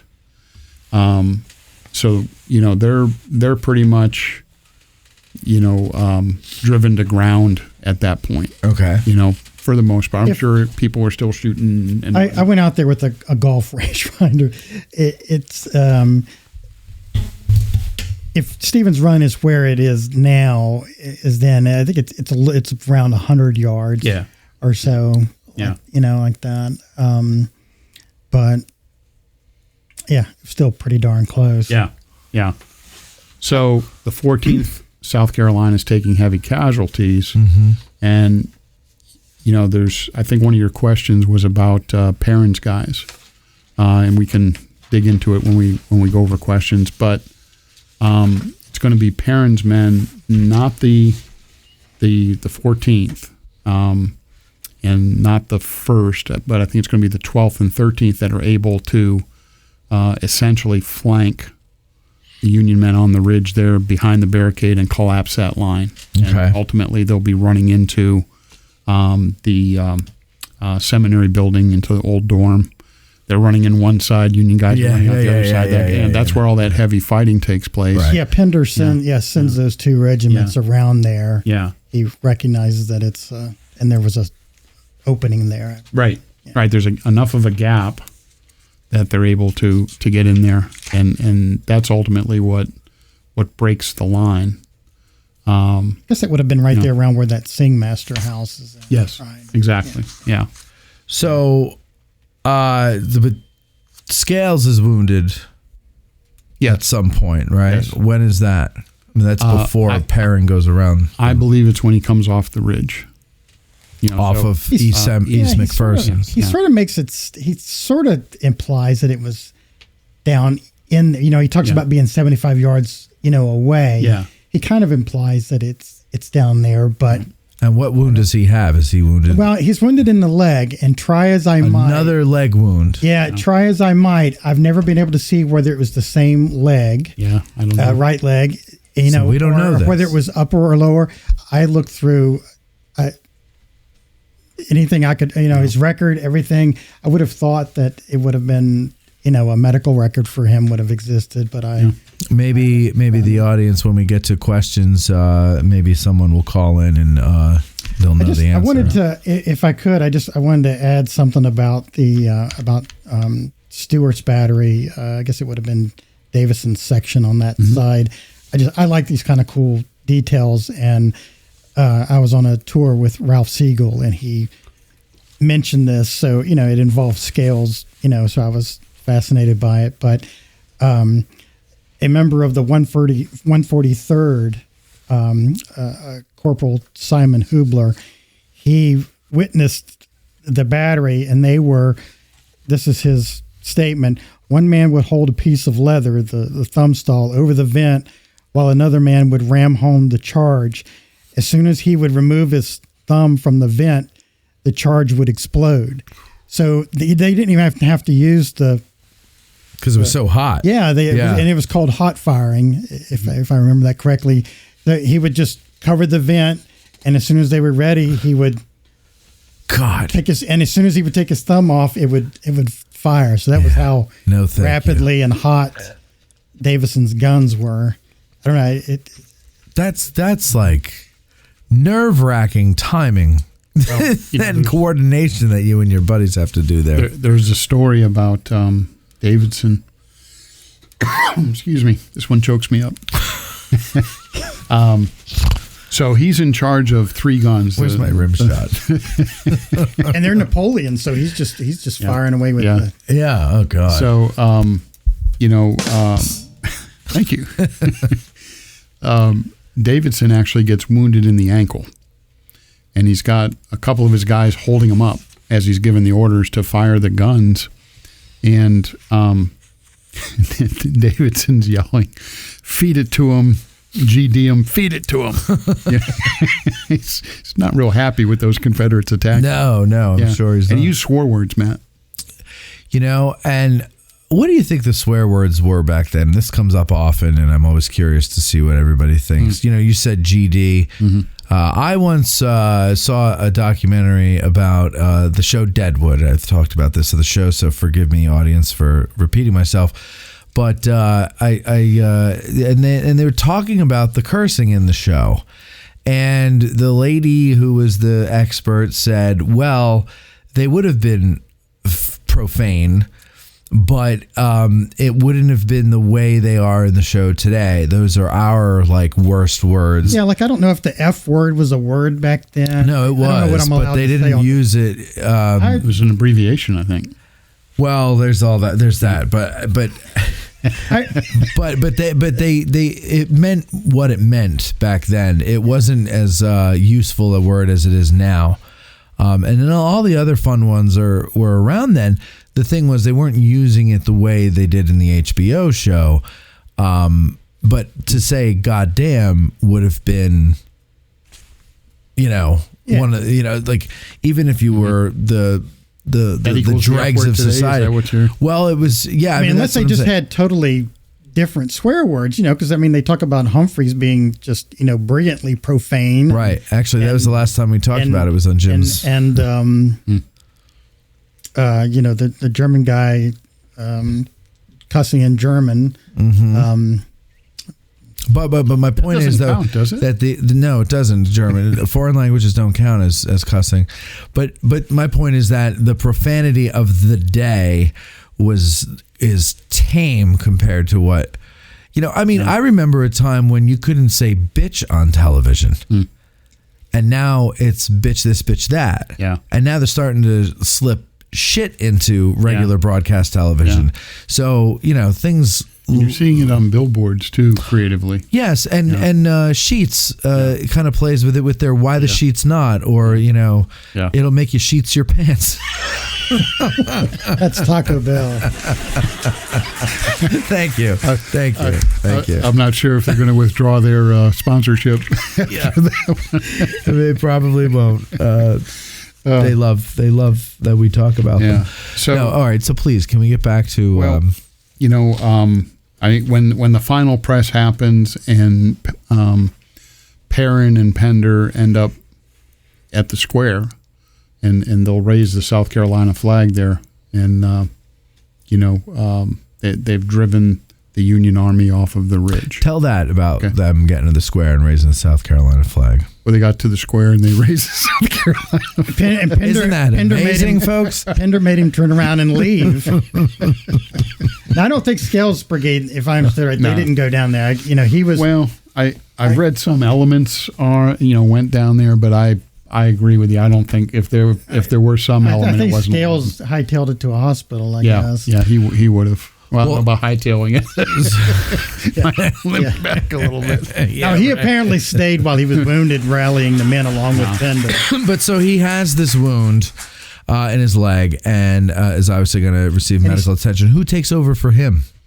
So Lawrence. A man named William Lawrence or Lawrence. Don't call me Lawrence. I'm not doing Lawrence. Is it Lawrence or Lawrence? I always pronounce it Lawrence. Where's he from? He's from North Carolina. Yeah. Yeah. No, it's just Lawrence. Lawrence. Yeah, it's LOW. Yeah. So Lawrence. But, there's only 2 field officers that do not get wounded in this fight. Okay. So it's a big mess. Yeah, Lawrence is one, and G.T. Gordon, who's the 34th North Carolinian. So, and you know, for those of you listening at home, not the patrons that listening now, but listening later, the masses. Yeah, I know we were kind of going on tangents and joking around a bit and everything here, but this is really like they really kind of get it handed to them. I mean, they're just kind of like almost like fish in a barrel in a way. Well, you know, it's interesting. I was curious when Harry Fonz wrote his first day book, how he was going to treat this, and he mentions an event that happens after the battle, and that is that Abner Perrin, the commander of the South Carolinians, he writes a scathing letter to. I believe it's to the governor of South Carolina. Millage Bonham, because I guess he had been his previous commander or something like that. Yeah. And I don't know why I remember that. Yeah, well, that's what you do. Useless trivia, right? And the letter criticizes Lane's brigade for not moving forward with Perrin. Of course, they got their own problems that we'll deal with another day. Right. And Scales Brigade for not going forward. Oh, really? I don't think he knew what was going on. I don't think he did because his own 14th South Carolina, was because apparently Scales Brigade was very, still maintained incredible discipline going down into that swale. Yeah. Like I've wanted to dub that Scales Field there. Yeah. Well, maybe we can get that started, but to finish my thought there, Fonz essentially writes, and I don't have the quote handy, but he essentially writes that Perrin owed Scales, a note of gratitude rather than censure, for taking all the rounds, eating all the lead. Yeah. Oh my God. So here, this is from I almost said Gilbert Gottfried, Brad Gottfried's brigades at Gettysburg. Every field officer except one was killed or wounded, including Scales. Every unit experienced heavy losses. According to Adjutant Nathaniel Smith, his 13th North Carolina lost 150 of the 180 that entered the battle. Yeah. A careful analysis by Busey and Martin found that the regiment's battlefield losses were somewhat less, totaling only 77%, the sixth highest for any Confederate regiment at Gettysburg. One casualty was the surgeon of the 16th North Carolina who, in his excitement, rode forward with the line of battle. The historian of the regiment later wrote that, quote, our surgeon was shot in the head and ought to have been killed for being there and not for attending to his duty. Yeah, seriously. Like, you're lucky. You get to stay in the back. Yeah. I mean, you got to deal with all the horror. But so the battered remains of the brigade rallied in the rear before advancing to a fence about 200 yards from the Seminary Ridge. They opened fire on the Union position because we already talked about that there. But so, I mean, they're taking terrible casualties. And then I forgot a really cool story. What? Before they go in, they're in front of the artillery. Yeah. I think it was George Mills wrote that. During that back and forth where the guys are getting wounded from their own guns and the Union guns, I think it was a lieutenant gets hit by a piece of shrapnel and he jumps up and he's running to the rear yelling, "I'm dead! I'm dead!" Yeah. And one of the commanders says, to a couple stretcher bearers, "Go get that dead man if you can catch him." That was Lawrence. Oh, was it? That said that? And I looked up, and the guy did have a cracked skull. He had a more serious wound than Lawrence. Oh, way to ruin good comedy. Yeah, come on. Well, did he die, McNair? No, he lived. He did? His head hurt. His head hurt. Got a headache. All right, now the Gettysburg isn't over for Scales' brigade. No, and to your point in saying it that way, one of the hardest things to do to write about this brigade is where to put the apostrophe. Where they put the apostrophe, yeah. Just no S. It's just no S. You just put the apostrophe there, yeah. Well, that took me a little while to figure out. They used the old method on all the signs. You'll see Scales is Yeah, I don't like that. I prefer the Just the S is enough. There was a Or the cool story apostrophe. about the color bearer of the 13th North Carolina. He was hit by presumably canister or something. It almost completely severed one of his arms, and he was holding the flag in that arm, and supposedly he took it with his other hand and yelled forward. John B. Gordon, how he would know about this, I don't know, but he told the story. I mean, of course, he's apt to exaggerate, but apparently he did. And he actually survived. I found that William Fawcett. William Fawcett, and his arm is on display at the same place where Dan Sickles' arm is. I believe. Well, his leg, Dan Sickles' leg. Sickles' leg. That's what I meant. Fawcett's arm, Sickles' leg. Yeah. I always forget the name of that. Full skeleton soon. What is it? Museum of Medical History. I always forget the name of it. Yeah. The Museum of Civil War Medicine, or are you talking about the? No, it's in Silver Spring, right? It's in Silver Spring. Yeah. It's on the base there. It's where Dan's leg is. Yeah. I keep forgetting that name too. Yeah. I always mix it up. It's Museum of Medical Museum of Civil War Medical. Museum of Medical. We might have to look that up on the internet. Military histories, medical. Let me look it up here. Yeah. The audience has been quiet. Maybe they can look it up for us. They're saying nothing about this one here of military, medical, science, and poetry. Let's see if that comes up. National Museum of Health and Medicine? No. You added too many words. Oh, shit. Well, let's see here. Go back to science and poetry. I'll just do science. Museums of Medicine, Armed Forces. National Museum of Silver Spring, you said it's in? Yeah. Yes. National Museum of Health and Medicine. Yes. That's what it is. All right. So now we have that answer. But more importantly, we have to get to the questions, and we haven't even gotten to July 2nd or 3rd yet, right? Yeah. Okay, so July 2nd. You are correct, sir. Thank you. So July 2nd. Thanks, Ed. Skirmishing. So July 2nd, nothing, right? Well, interestingly, well, you know, I mean, think. I'm hungry. Nothing. I'm going to eat that wig over there. They didn't do anything, right? It's a 2-hour tour or They 3 took hours. a nap. They enjoyed themselves. Here's, and I'll do this quick, okay? You know, but think about, you know, the casualties that they took. Okay. You know, Lawrence, he talks about the first day there's over 500 casualties. Right. Okay, and the brigade found itself in a depressed, dilapidated, and almost unorganized condition. So keep that in mind. Mm-hmm.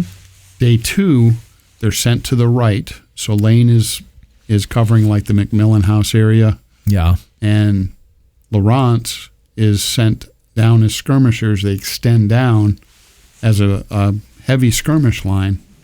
You know, and you can draw that wherever you want to on your map. But somewhere in the fields. And involved almost as far out as the Bliss Farm at times. Mm-hmm. So, you know, this you got a new commander. Mm-hmm.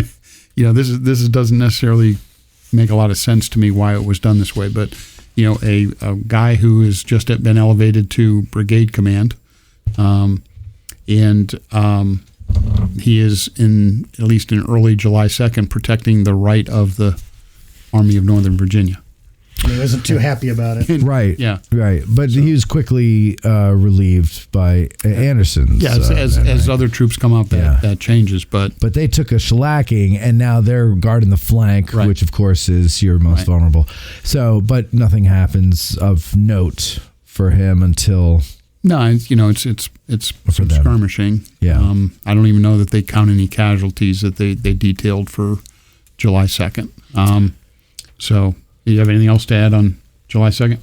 No, it's just that I knew they skirmished out. Keep that mic by your mouth there, McNair. Matt's hungry, so. I know. I can't decide if I want Mexican or a rotisserie chicken from Giant. All right, so July 3rd now. Let's get to July 3rd. So this is interesting, though, because go ahead and tell us about July 3rd, because now, Lee's got his whole big plan here, which is going to just really win the day. So, the gist of it is that Lane and Laurent are put under Trimble. Right. They're the second line behind the left side of the Pickett Pettigrew Trimble charge. And one of the most fascinating things to me in doing the research was at one point Trimble and Lee will ride down the line. Yeah. And they stop in front of Scales Brigade, and Lee makes the comment, "I miss the faces of many old friends in this brigade." Yes. Okay, so I have a hard time reconciling, okay, you're Robert E. Lee, and you've got this attack that you're expecting, and now you're looking at this line, and you know that these guys took a beating on day one, and you know that they're not at a strength. I'm not saying that they shouldn't have been in the attack because they want to use everybody in the attack, but you don't do anything about it, right, other than, hey, if you're a cook, you got a rifle. If you're a stretcher bearer, you got a rifle. They're putting Mahomes sitting there doing nothing. Yeah. Well, but so do you think? Are you saying that you don't buy that Lee said that, or what are you saying? No, I think he very much said that. Oh, okay. You don't think that's lost cause? I think it's a mystery why they were sent in anyway. Yeah. Well, what the mystery to me would be is after seeing that, you're the commander. You don't make an adjustment for that. You don't go, hey, Longstreet. Hey, Longstreet. How about a little, for the effort? Never fight uphill, be nice. Do you think maybe it just got lost in the... Do you think it just got lost in the shuffle and had something to do... I'm sorry, McNair, what? I was just going to say, do you think it just got lost in the shuffle? Hill wasn't particularly involved, and Longstreet didn't know the men that well, and I don't know. Well, Trimble never fight uphill, me boys. All right, go ahead. Or you would think Trimble. You could answer him there. I'm sorry. Yeah, I mean, it's just a it's one of those mysteries to me that we'll probably never know the answer. But yeah, you would think as the overall commander that you might want to say, okay, what's going on here? If I've done the math and I need this many men, and here I'm seeing holes, in essentially what's considered, he's lost Pender, but these guys are, many times known as Lee's shock troops. Yeah. These are tough, experienced fighters. Yeah. And you see that they're not at full strength, and that they're not because of day one. Sure. And you don't make any adjustments for that. I have a hard time reconciling. Doesn't he comment on that a lot of these men should be at the rear because you could see the bandages on their heads and hands? Yeah, and the body? same. Yeah, the same time. At the same time as he misses the faces. Yeah. Mm-hmm. And now I've heard. I seem to have heard and remembered the story as he says that. And, he calls attention to it. And then the person he's riding with says, well, sir, if we did that, we wouldn't have anybody to put in. But then I also heard, I don't really know if that's what happened. What's the story with that story? Multiple choice. Yes. Yes. What is the multiple choice? Well, you I don't remember hearing a response to Lee. And I was reading in the Brigades of Gettysburg, and he recounts that, but there is no response to that. So I wonder if maybe I misunderstood the guide because it was on a tour years ago, and I wonder if I misunderstood them, and they were kind of saying, well, if you did that, you wouldn't. He was saying that. In other words, the guide was saying that to Lee, posthumously. Yeah. Or just a little late. It is. Right. It was like 145 years at that point. You could have told me earlier. Yeah. You might have mentioned it. Yeah, you might have said something. No. All right.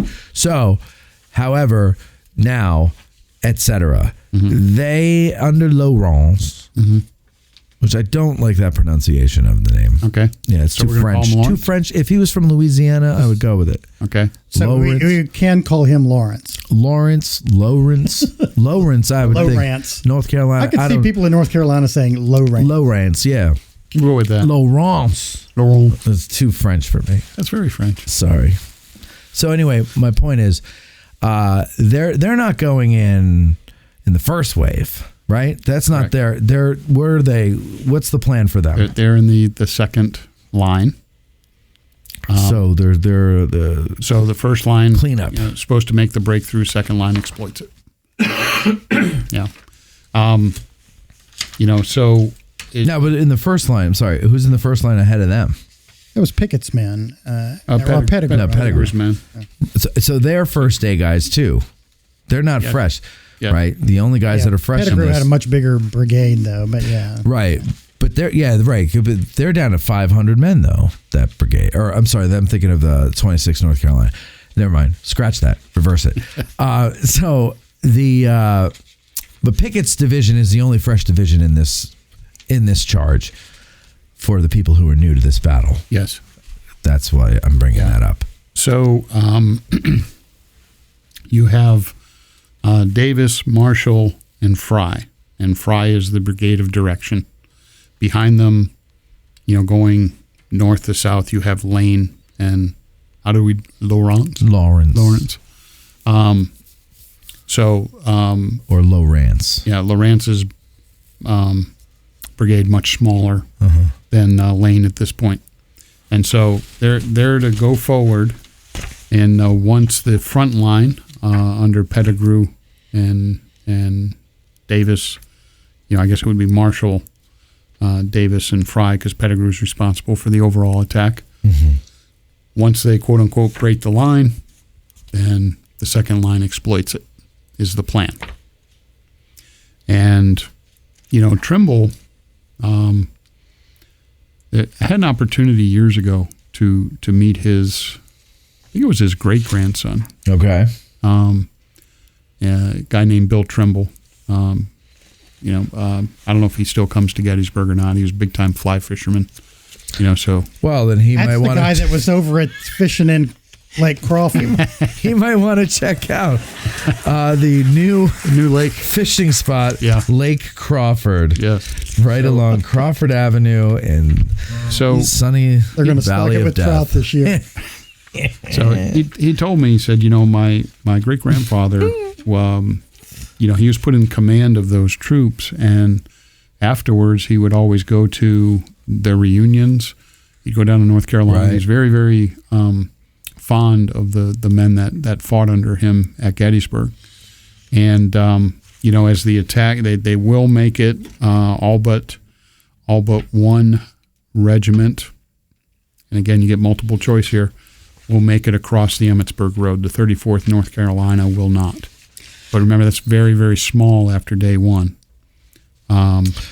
So that was actually one of the questions. Yeah. What about I'm sorry, McNair. What about the 13th North Carolina? Yep. They will make it across the road. They will. Mm-hmm. The 30 men that are left, or whatever it was. They didn't lose their flag either, from what I. Well, it's wow. There's 3 out of the 5 regiments lose their flag, and for those that want to dig into the details, there's a very good article by a friend of mine years ago. His name is Bruce Trank, and Bruce passed away, unfortunately. But in issue 21 of your Gettysburg magazine, I know you have it on your shelf, there's a great article in there about the flag captures during Pickett's charge. Mm. And he lists that 3, the 16th, 22nd, and 34th North Carolina had their flags captured, but the other 2, they're listed as unknown, which I thought was kind of interesting. Yeah. So I don't know if that means that we don't know if they were captured, or just that we don't know what happened to them, the 38th and the 13th. And I know Bruce believed that was the flag of the 16th North Carolina, or it wasn't the 26th North Carolina where that monument is, that was actually the 16th. The 26th would have been further north, closer to the Bryan farm. So I remember him, I didn't know him, but I remember correspondence about that. But Yeah. Just- But now Kentucky Fried Chicken's there in the north part, so you can't put it in front of Kentucky. Right. In the map that's included in Damn Red Flags of the Rebellion, and I don't know how he got the location of where these were, but it shows the 16th North Carolina and the 22nd North Carolina captured east of the Emmitsburg Road, and then the 38th and the 34th were kind of captured a little bit west of the Emmitsburg Road, not quite at the Bliss Farm. I don't know how he determined like where they were, but I mean he has here the soldiers that took or picked up the flags that were laying there. I think a lot of them were just picked up. So that was one of the questions for the from the thing. So the 14th Connecticut, one of my favorite regiments. Shout out to my friends from the 14th Connecticut reenactors. They will capture the flag of the 16th North Carolina. So that is. What did you say it was? Oh wait, of the 16th. Looks like they. Yeah. Looks like they also captured the 4th Virginia. They were busy. Yeah. Good old nutmeggers. So Laurens. Yeah. They get across. Do they? So they.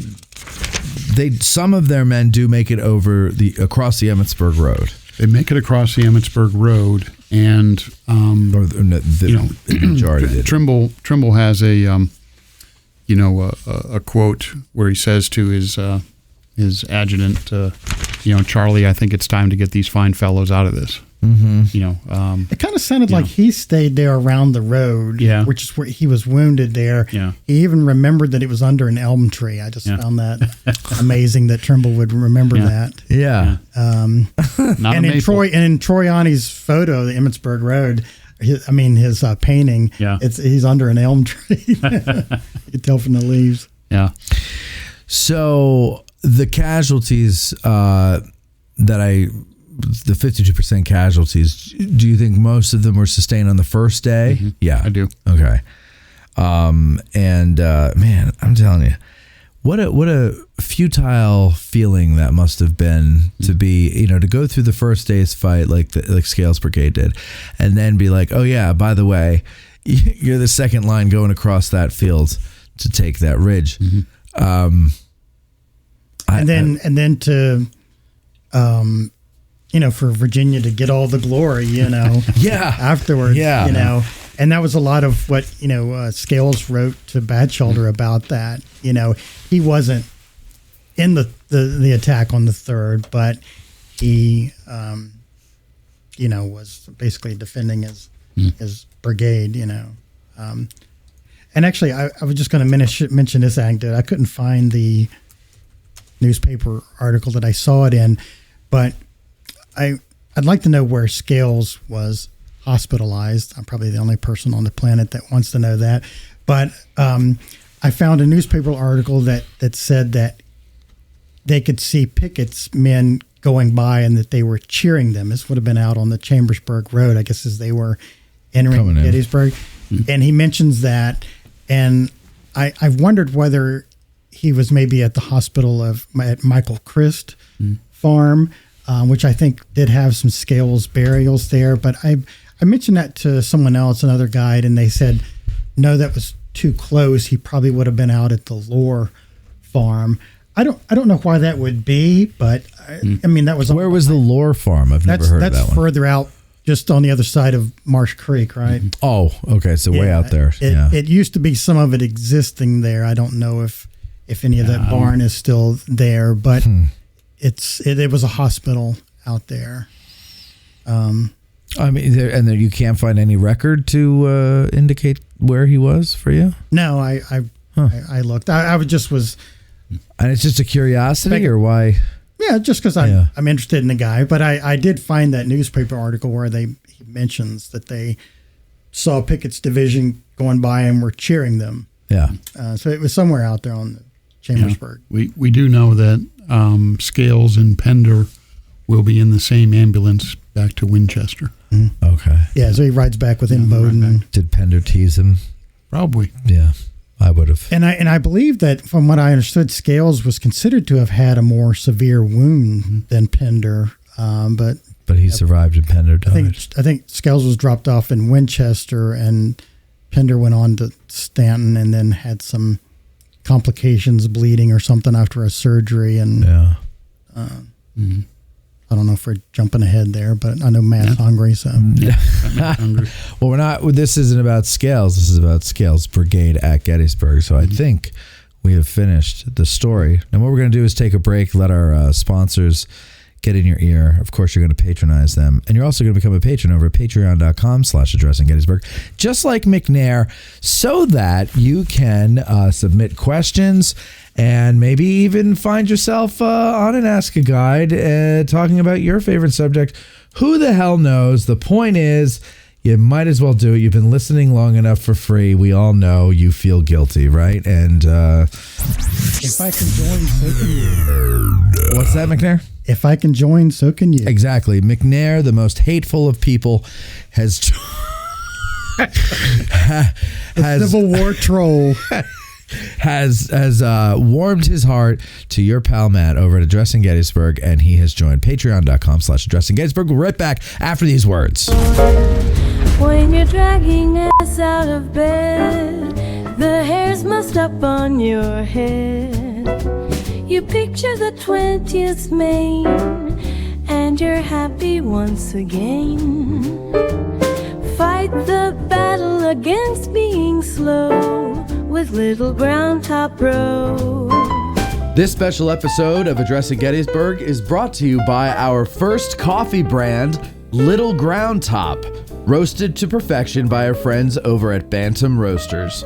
Take the high ground every morning with a piping hot cup of Addressing Gettysburg's Little Ground Top. Trademark. That features notes of cacao, wildflowers, and toasted sugar. I even taste a hint of black pepper in mine. I look forward to my cup of Addressing Gettysburg's Little Ground Top. Trademark. Every morning, and you will too. So grab your multiple bags today at addressinggettysburg.com/cafe or drop into Bantam Roasters at 82 Steinware Avenue, across from the Dobbin House, during your next visit to Gettysburg. And hey, now that Little Round Top is open, imagine enjoying a thermos of Little Ground Top while checking out the view from the hill. Outstanding.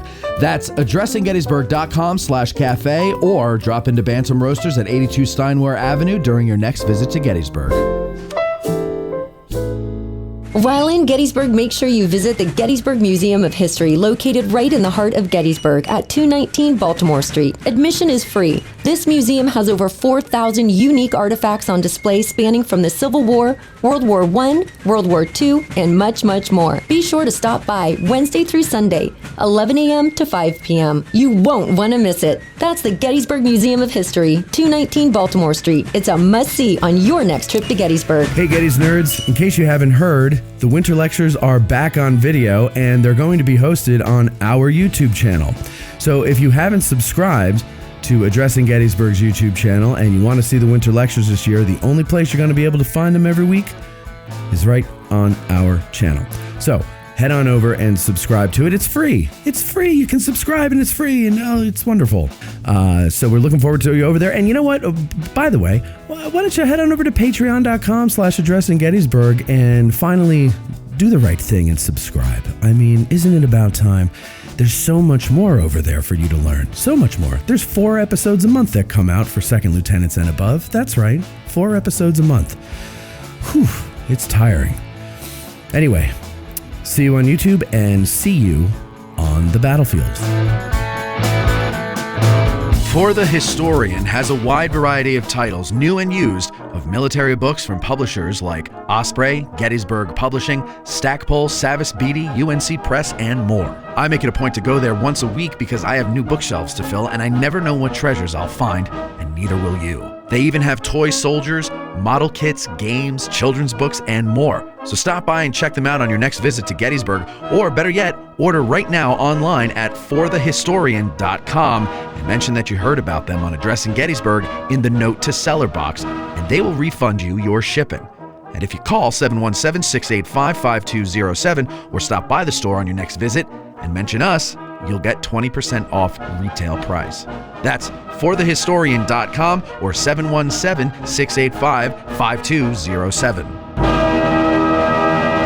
Seminary Ridge Museum and Education Center, Gettysburg's premier museum, is housed in the historic Lutheran Seminary building constructed in 1832, a witness to the first day of battle. The museum's 3 floors of exhibits connect visitors to the dilemmas that led to the Civil War, provide a powerful and personal view of the battle's first day, and explore one of the battlefield's largest hospitals. No visit to Seminary Ridge Museum and Education Center is complete without a guided tour of the building's famous cupola, where on the eve of battle, officers and civilians saw thousands of Confederate soldiers' campfires burning to the west, and Brigadier General John Buford watched for vital federal reinforcements as fighting erupted on the morning of July 1st. Today, you can stand where Buford stood and discover how this view helped chart the course of the Battle of Gettysburg. Your trip to Gettysburg is not complete without a serious visit to Seminary Ridge Museum and Education Center, Gettysburg's premier museum. Purchase tickets online at seminaryridgemuseum.org or call 717-339-1300. To get tickets or a cupola tour, listeners may call or walk in and mention addressing Gettysburg, or by ordering online using the promo code AG1863 for 20% off. Seminary Ridge Museum and Education Center.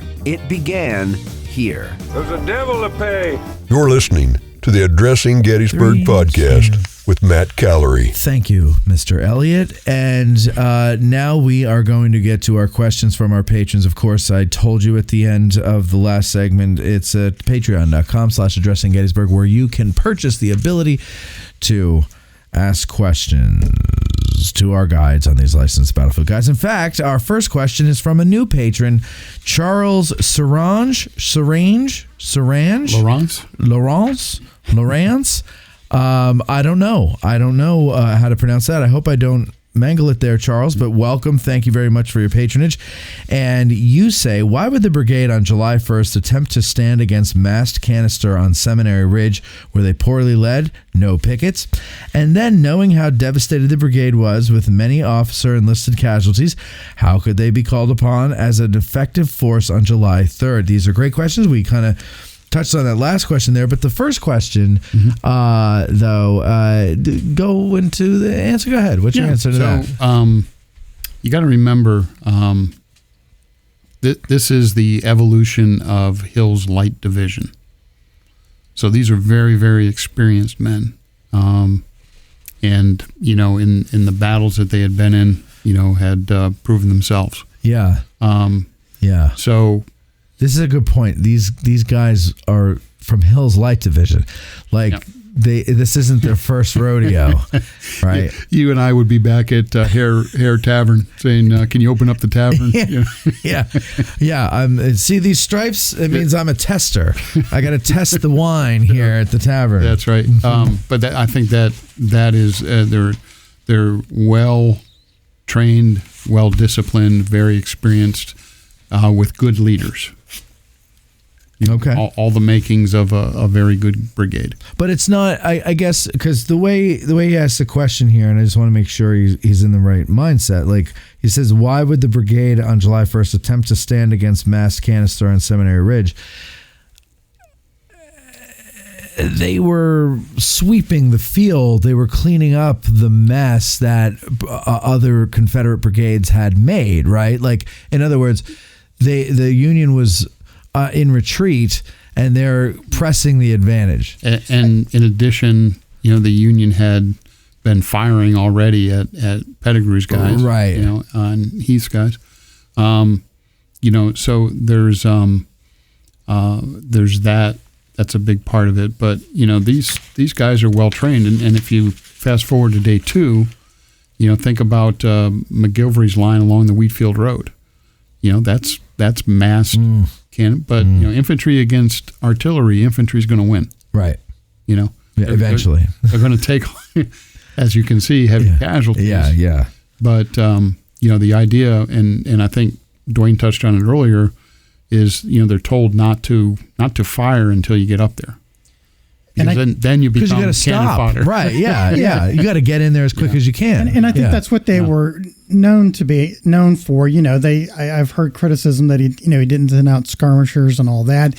But my understanding is, that's what Pender wanted, and I think it was all supposed to go the way it went for Perrin. Right. It's just that Scales got there, and it's like, oh shit, there's all cannons that are, but and then they just sort of ran to ground there. But on the point of the skirmishers, though, are you going to? I mean, what's out there. Yeah, you don't. Right. Like, so why would you put skirmishers out? You already know. It wasn't going to be like. Yeah, it wasn't going to be like, oh, there's somebody there. We're going to turn around. Right.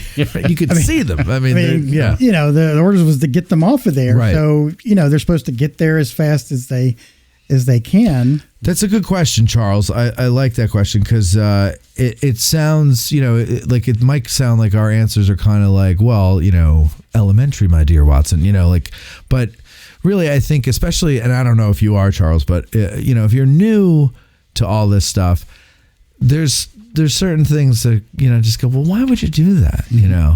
And every once in a while, like I still ask that. I don't know if you do now that you're a guide extraordinaire, but you find you're like, why the hell would you do that? But then you find that there's a very logical reason, and it's nothing's happening in a vacuum, right? It's all part of this larger. This was a very good brigade, if I can brag on them, and they were,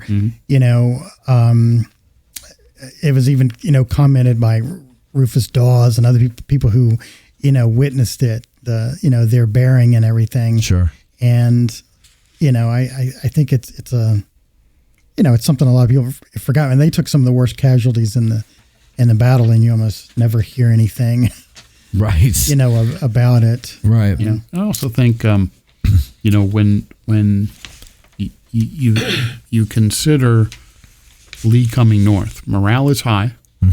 Lee makes that comment, I thought my men were invincible. Right.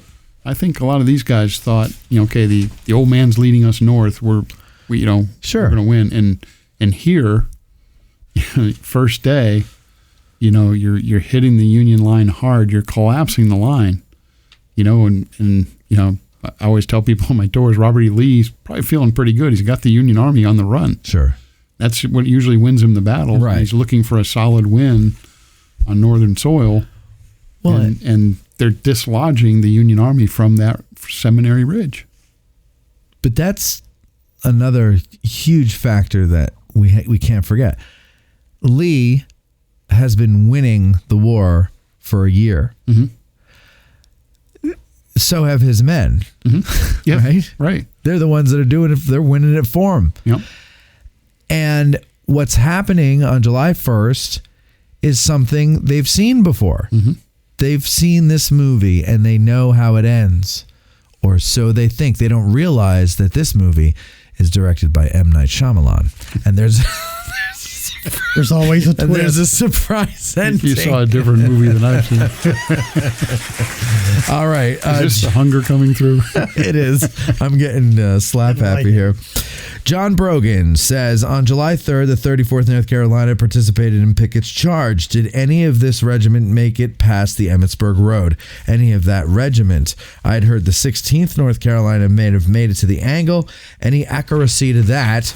And how many men were able to make the charge after the heavy casualties on July 1st at the seminary? So, well, let's start with that last question first. When they are put in Pickett's charge, about how many do you think they're down to? They're probably somewhere between 700 and 800. Okay. Yeah. Now I say that, but as you referenced earlier, there's guys with bandages on. Yeah. Right. Walking wounded. You can walk and shoot, then you were probably put in. Yeah. And who knows if you were counted as a casualty on the And who knows if you made it very far. Right.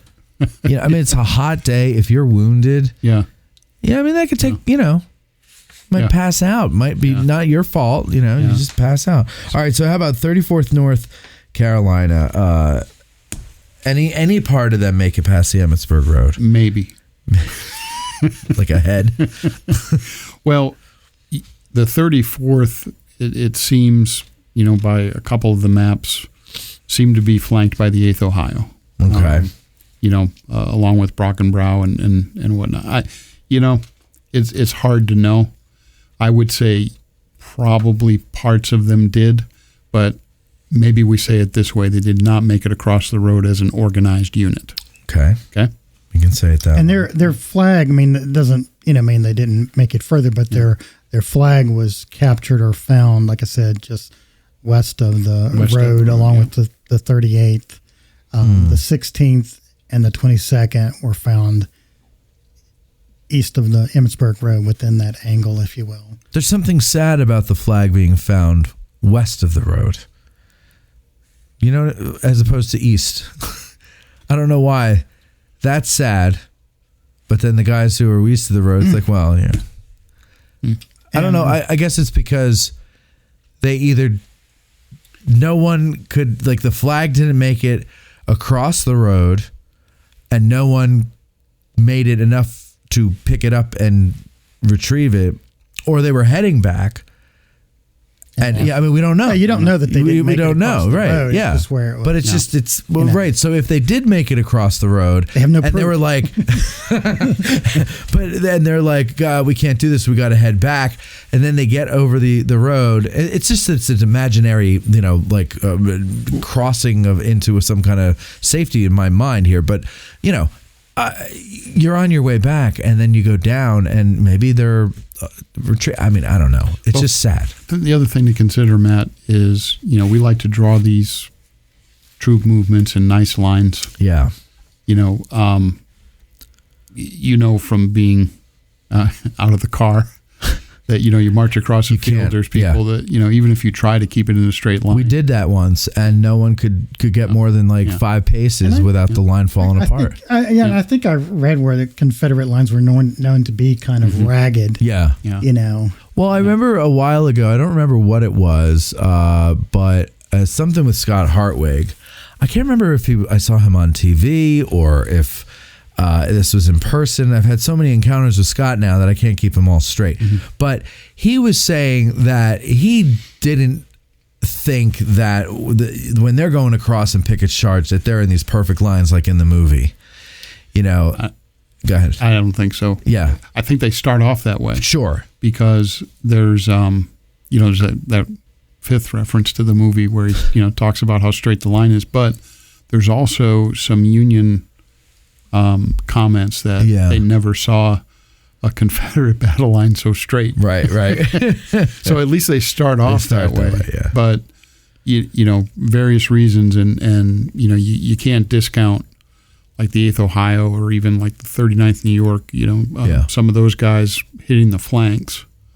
That's going to change the line. I think somebody from the 8th Ohio was the ones that witnessed it, and it was just like a cloud of smoke there, and they could see that's heads rolling around, heads and knapsacks and legs flying arms, through the air. Yeah, it just turned into this big mess. Mess of smoke. But that's the thing, is it has to fall apart at some point.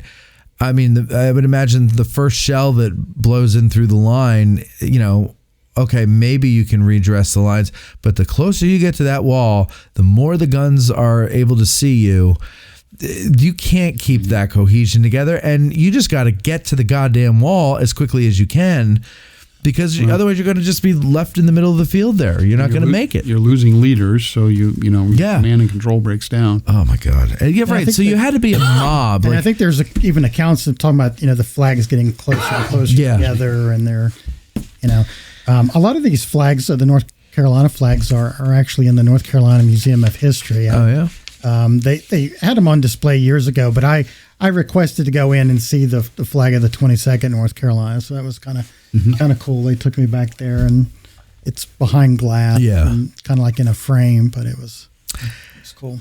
Well, how about that last question there? The 16th may have made it to the angle. Is there any accuracy to that? As Dwayne mentioned, Bruce's article in Gettysburg Magazine 21. No, wait, that's a different article. I forget, but Bruce wrote another article that suggests that where the modern day 26 North Carolina monument is in front of Arnold's Battery, that should be the more appropriate location for the 16th North Carolina, and the 26th is farther north.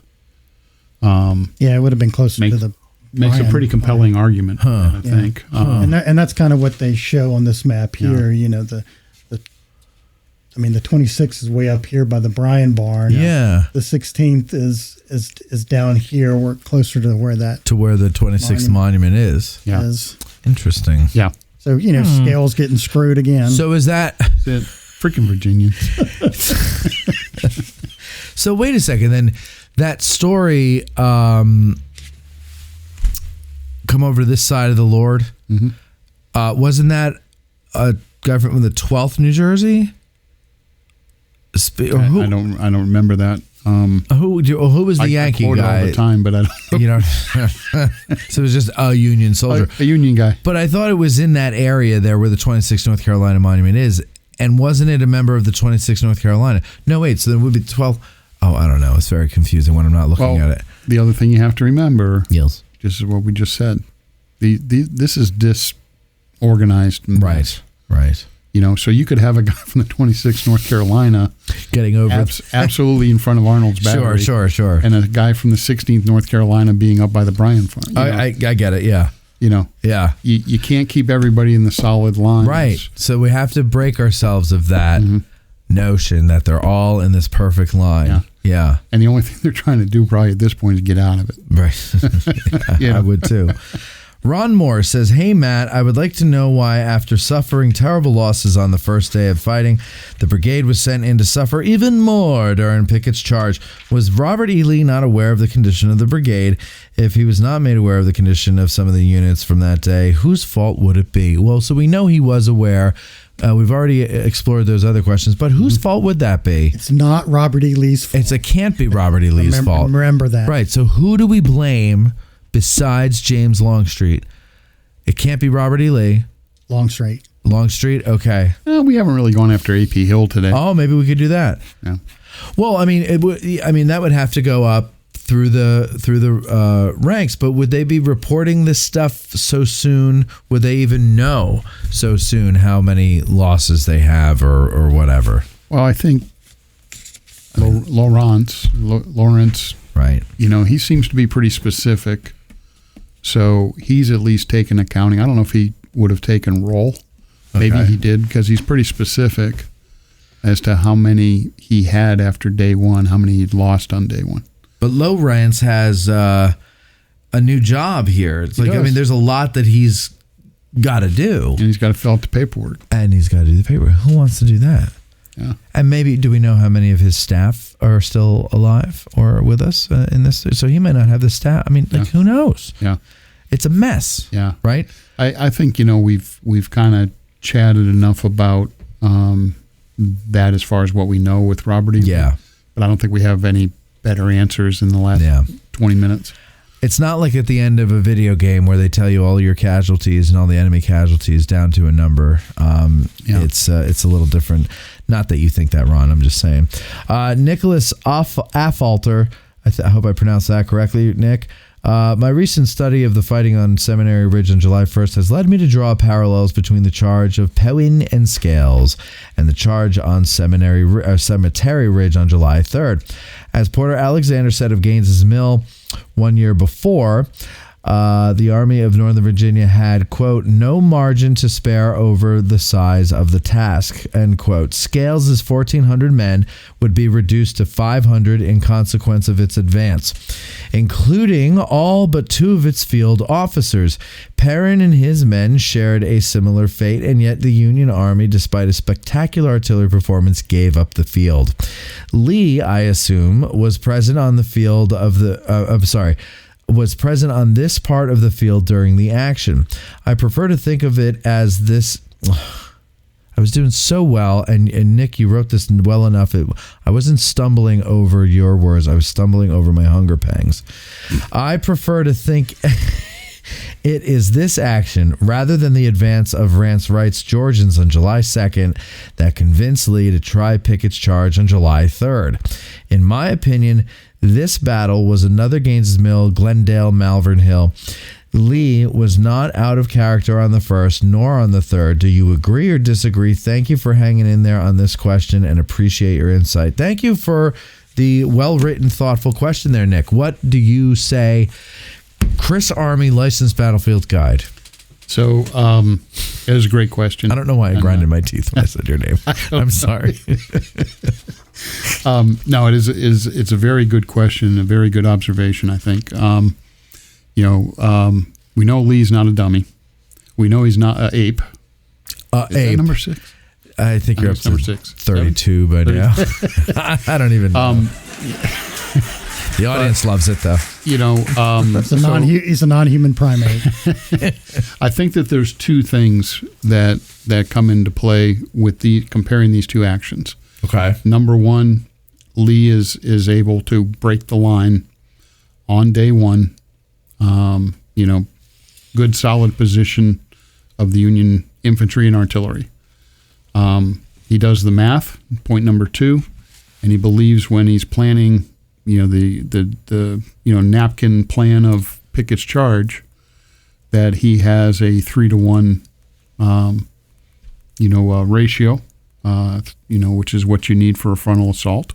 Uh-huh. And, he has no reason to believe that it's not going to succeed because they just did something very similar on day one, 2 days ago. Yeah. So I've often thought that it's the success of day one in breaking that part of the line that convinces Lee that it can be done. But to draw a parallel between the Seminary Ridge charge and Cemetery Ridge charge, there's some pretty glaring differences to me that I don't see. I don't know. Yeah, everything came together with, Rhodes's division and Pender's division all came together. They all worked to run them through that gauntlet. But more importantly, even though the Union troops were behind fortifications or works or whatever you want to call it, and there were a good number of batteries on Seminary Ridge, they were beaten. Like, they were really roughed up. Mm-hmm. So it was easier if you could send a couple of fresh waves through. It's easier, even though they're going to take damage, to displace them. And they were dislodge them. They were flanked from the north already. And then they're being flanked also from the south. Right. And so, but you don't have that on July 3rd. Also, you've got much larger force with better lines than you that you're fighting. And you have a mile of open ground and only one fresh division. So I can't imagine that Lee would go, "Oh, this is just like the seminary the other day." I think it would be more likely. Man, you know what this reminds me of? The seminary. James. I think he probably said, this reminds me of Rand's Right. That's what I think. Yeah. Jimmy. Yeah, and I'm not making fun of you, Nick. I'm just saying, like, I see, like, in hindsight, it's kind of, a charge against a ridge that has some works and some artillery and some infantry waiting, and we're in an open field. But there's a million examples of that in the Civil War. And Pickett's charge wasn't the original plan anyway. Right. But remember, yes, Robert E. Lee's not a dummy.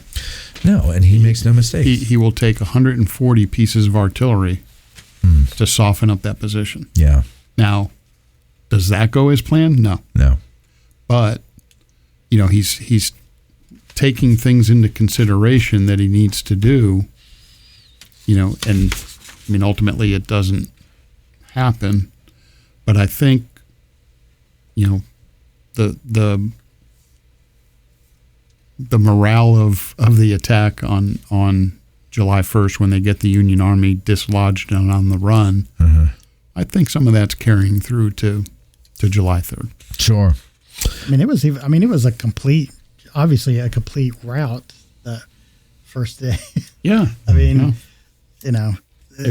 was a huge number of men captured down there in the area of the Pizza Hut, and Montezuma. Right. They were. Well, they wanted to stop and get something to eat. Yeah, I know. Yeah. Unlike Matt, who hasn't had anything to eat. Right. I feel like I'm in Andersonville now and looking for an ant or something. I look at. I wish. Didn't we used to have snacks in the old studio?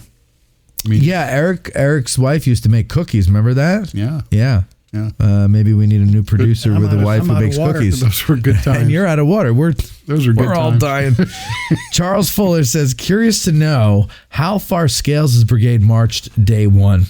What was their fatigue level, and did they get a chance to rest at all before going into action? Yeah, you kind of covered that. Yeah, I don't think they were fatigued. I don't think they were fatigued. I think it's 10 miles. These guys, they had a leisurely afternoon or morning stroll, and they were eating well, right?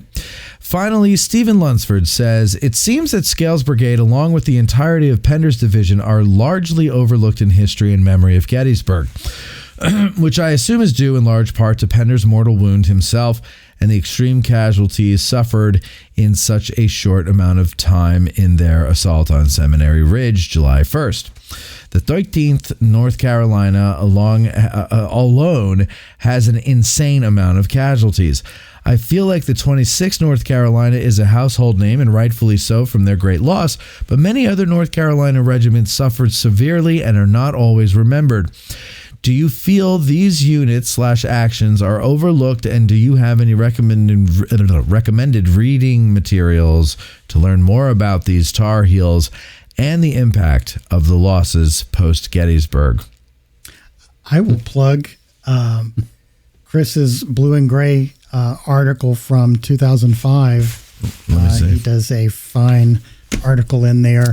And there's also, was it Scott Hardwick's article that, I forget what the name of that. He wrote, it was on Pender. Was it a seminar? It was one of those seminar ones. On the first day. I don't have it with me. Yeah.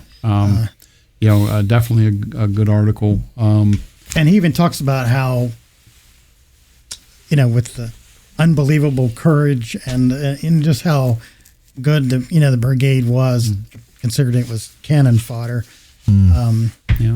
But how long did Scales go on? And by the way, the other thing I would recommend is whenever he finishes them, Stephen Lunsford, the guy who asked that question, he did the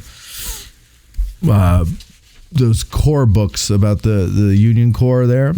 And he's working on the Army of Northern Virginia now. Nice. And they're very handy to have in your go bag when you go out on the field, because it's a quick reference for everything you wanted about each corps, and they're very good.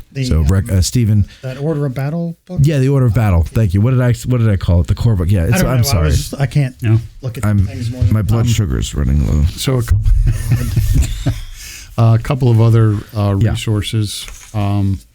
If you're interested in the day 3 stuff, the Bruce Trank articles, and of course, Wayne Mott's and Jim Hessler's book, on Pickett's Charge is good for all that action. There is a book called A Colonel at Gettysburg in Spotsylvania about Colonel Brown of the 14th South Carolina, the South Carolina regiment that took a lot of casualties. I think it was his daughter, if I'm not mistaken, helped get that book published. But it's a good accounting of that part of the attack, along with other things. There is a surgeon, I think he's a surgeon named Caldwell. That was a Morningside publication that has some good information on Pender's division. So those are kind of the what I was able to draw from. Plus, Scales did write a couple of letters to John Batchelder, trying to get some things clarified. So there's a couple of those letters in there, a couple from the men of Scales Brigade. There's Dula, George Mills, and Thomas. What was the third? There was a third author that wrote, some information on, the brigade. Do you remember Thomas? It might at least be some letters that he wrote. Galloway? No, he was. That was. No.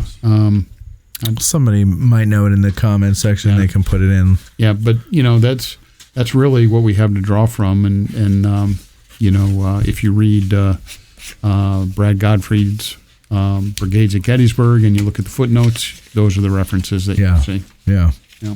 Well, maybe I can look at it and answer the question right now. Right? Yeah.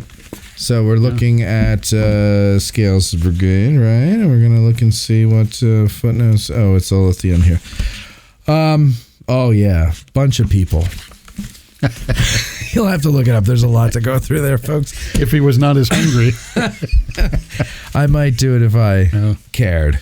No, I care, but I'm starving. So listen, book The Cry is War, War by Lieutenant 30 in the 34th is a great resource. That's what John B says. That's not answering your question. It was something he said earlier, and he's repeating it now. And I'm glad he did, because I wanted to say that before. So it's it's called The Cry is War, War. Yeah, I've heard that. By a lieutenant. He doesn't have a name, the lieutenant, but and that's it. Scales, besides the brigade plaque here that the War Department put up, no markers to him, nothing else like that, right, at Gettysburg, just the brigade marker.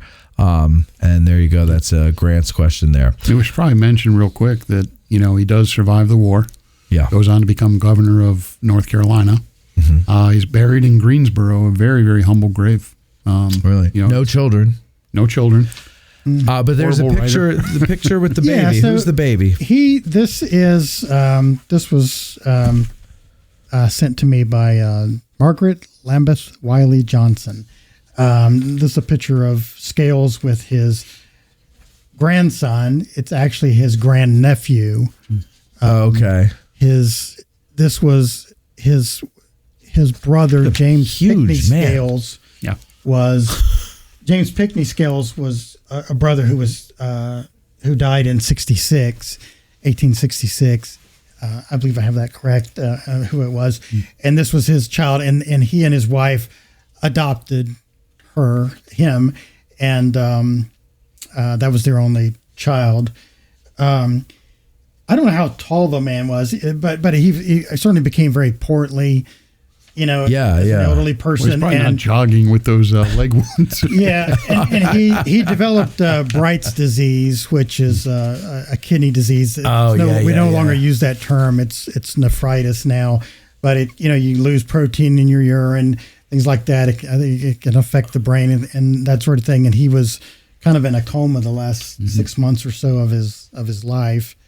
And but it took me a few years to get this, but So the eyeglasses that he's wearing there, years ago, but when I was writing the article, I came across a couple that lived out towards, I believe it was out towards Hickory, and they were descendants of James Ape.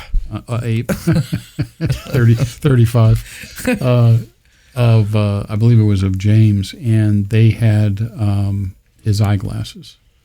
And I asked her if she would send me a photograph of them. And, digital cameras were really just starting to come about. And she said, well, I don't really have any way to do that. And, I asked her if I could come out sometime and see them. And she said, sure, just give me a call. And I never did. But this Margaret said she told me that she believes her brother has his desk. His little law office actually survives in Madison, North Carolina, which is near Reidsville, where I lived. Actually, you can see on here his glasses. They're not even all the way down. Yeah. He just put them on to look at whatever he's doing there. Yeah. Now repeat that for the audience, McNair. Oh, I'm sorry. No, all right. So, last thing here about these books here. John B. says Cotton is named by author Michael Taylor. I don't know what the hell is it. Lieutenant Cotton of the 34th is okay. Got it. By author Michael Taylor. So I guess Tight Ranks is another great book about the Light Division. Author Donald Hazelwood. A lot about the 34th North Carolina and Scales' Brigade. So there you go. There's some books for you guys to get. What? I was curious if you heard this little story about Scales after the war. He apparently escaped a terrible death while riding in a buggy with a friend on Coe Mountain in Jackson County. And I guess the horse dashed away. His friend jumped out, but Scales went rolling down the hill and I guess dislocated his ankle. And oh, my God. Had you seen that? Another leg wound. Yes, I have seen that. Okay. Yeah, another leg wound. Yeah. Poor Scales, man. Yeah, I'd be that fat too if my legs didn't work. Can't jump out of a buggy. Yeah, he apparently wasn't. He became the president of Piedmont Bank in Greensboro after he got out of the government. I guess he was never quite healthy after.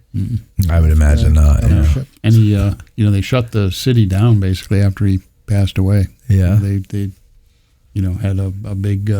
Yeah, he was apparently very well loved. Very well. Yeah. Scales Street in Reidsville is named after him, or at least his family. But I read in an article I just found last night that said it was named after him. And you've been there. Oh, yeah. Yeah. We got good barbecue, Short Sugar's. I'm sure, yeah. But I've never been there. It's that Piedmont barbecue. Oh, you gotta get us some of that stuff. Ketchup based. Oh, is it ketchup based? Oh, I hate that. Well, you got to go to the eastern part to get the vinegar. Yeah, I'd prefer the vinegar or just the dry rub is good. Listen, McNair, thank you very much for coming in. Thank you for going from a hater to a patron. And Chris, thank you for coming on and legitimizing McNair. No, but really, thank you very much. No, thank you very much. Everything. Like I said, I'm really into, the information about him, and I just thought it would be. No, never heard anybody talk about him. And I don't know how long it would have taken us for us to do a Scales Brigade episode on our own anyway, if you hadn't brought that up. So, and that's why we like to include the audience, because we can't come up with everything, and you guys come up with some pretty good stuff occasionally. And so when you do, we invite you on the show and everything. And like I knew that. he had the article, and I was like, yeah, Chris will probably. Well, and it all worked out. Chris, thank you very much again for coming on. Thank you to the patrons for submitting questions, and thank all of you for listening and watching. And we will talk to you next time. I'm going to eat. Me too. Oh, man, I'm starving. Our hearts so stout have got us vain, for soon 'tis known from whence we came. Wherever we go, they dread the name of Gary Owen in glory. Instead of spa, we'll drink down ale and pay the reckoning on the nail. No man for debt shall go to jail from Gary Owen in glory. Instead of spa, we'll drink down ale and pay the reckoning on the nail. No man for debt shall go to jail from Gary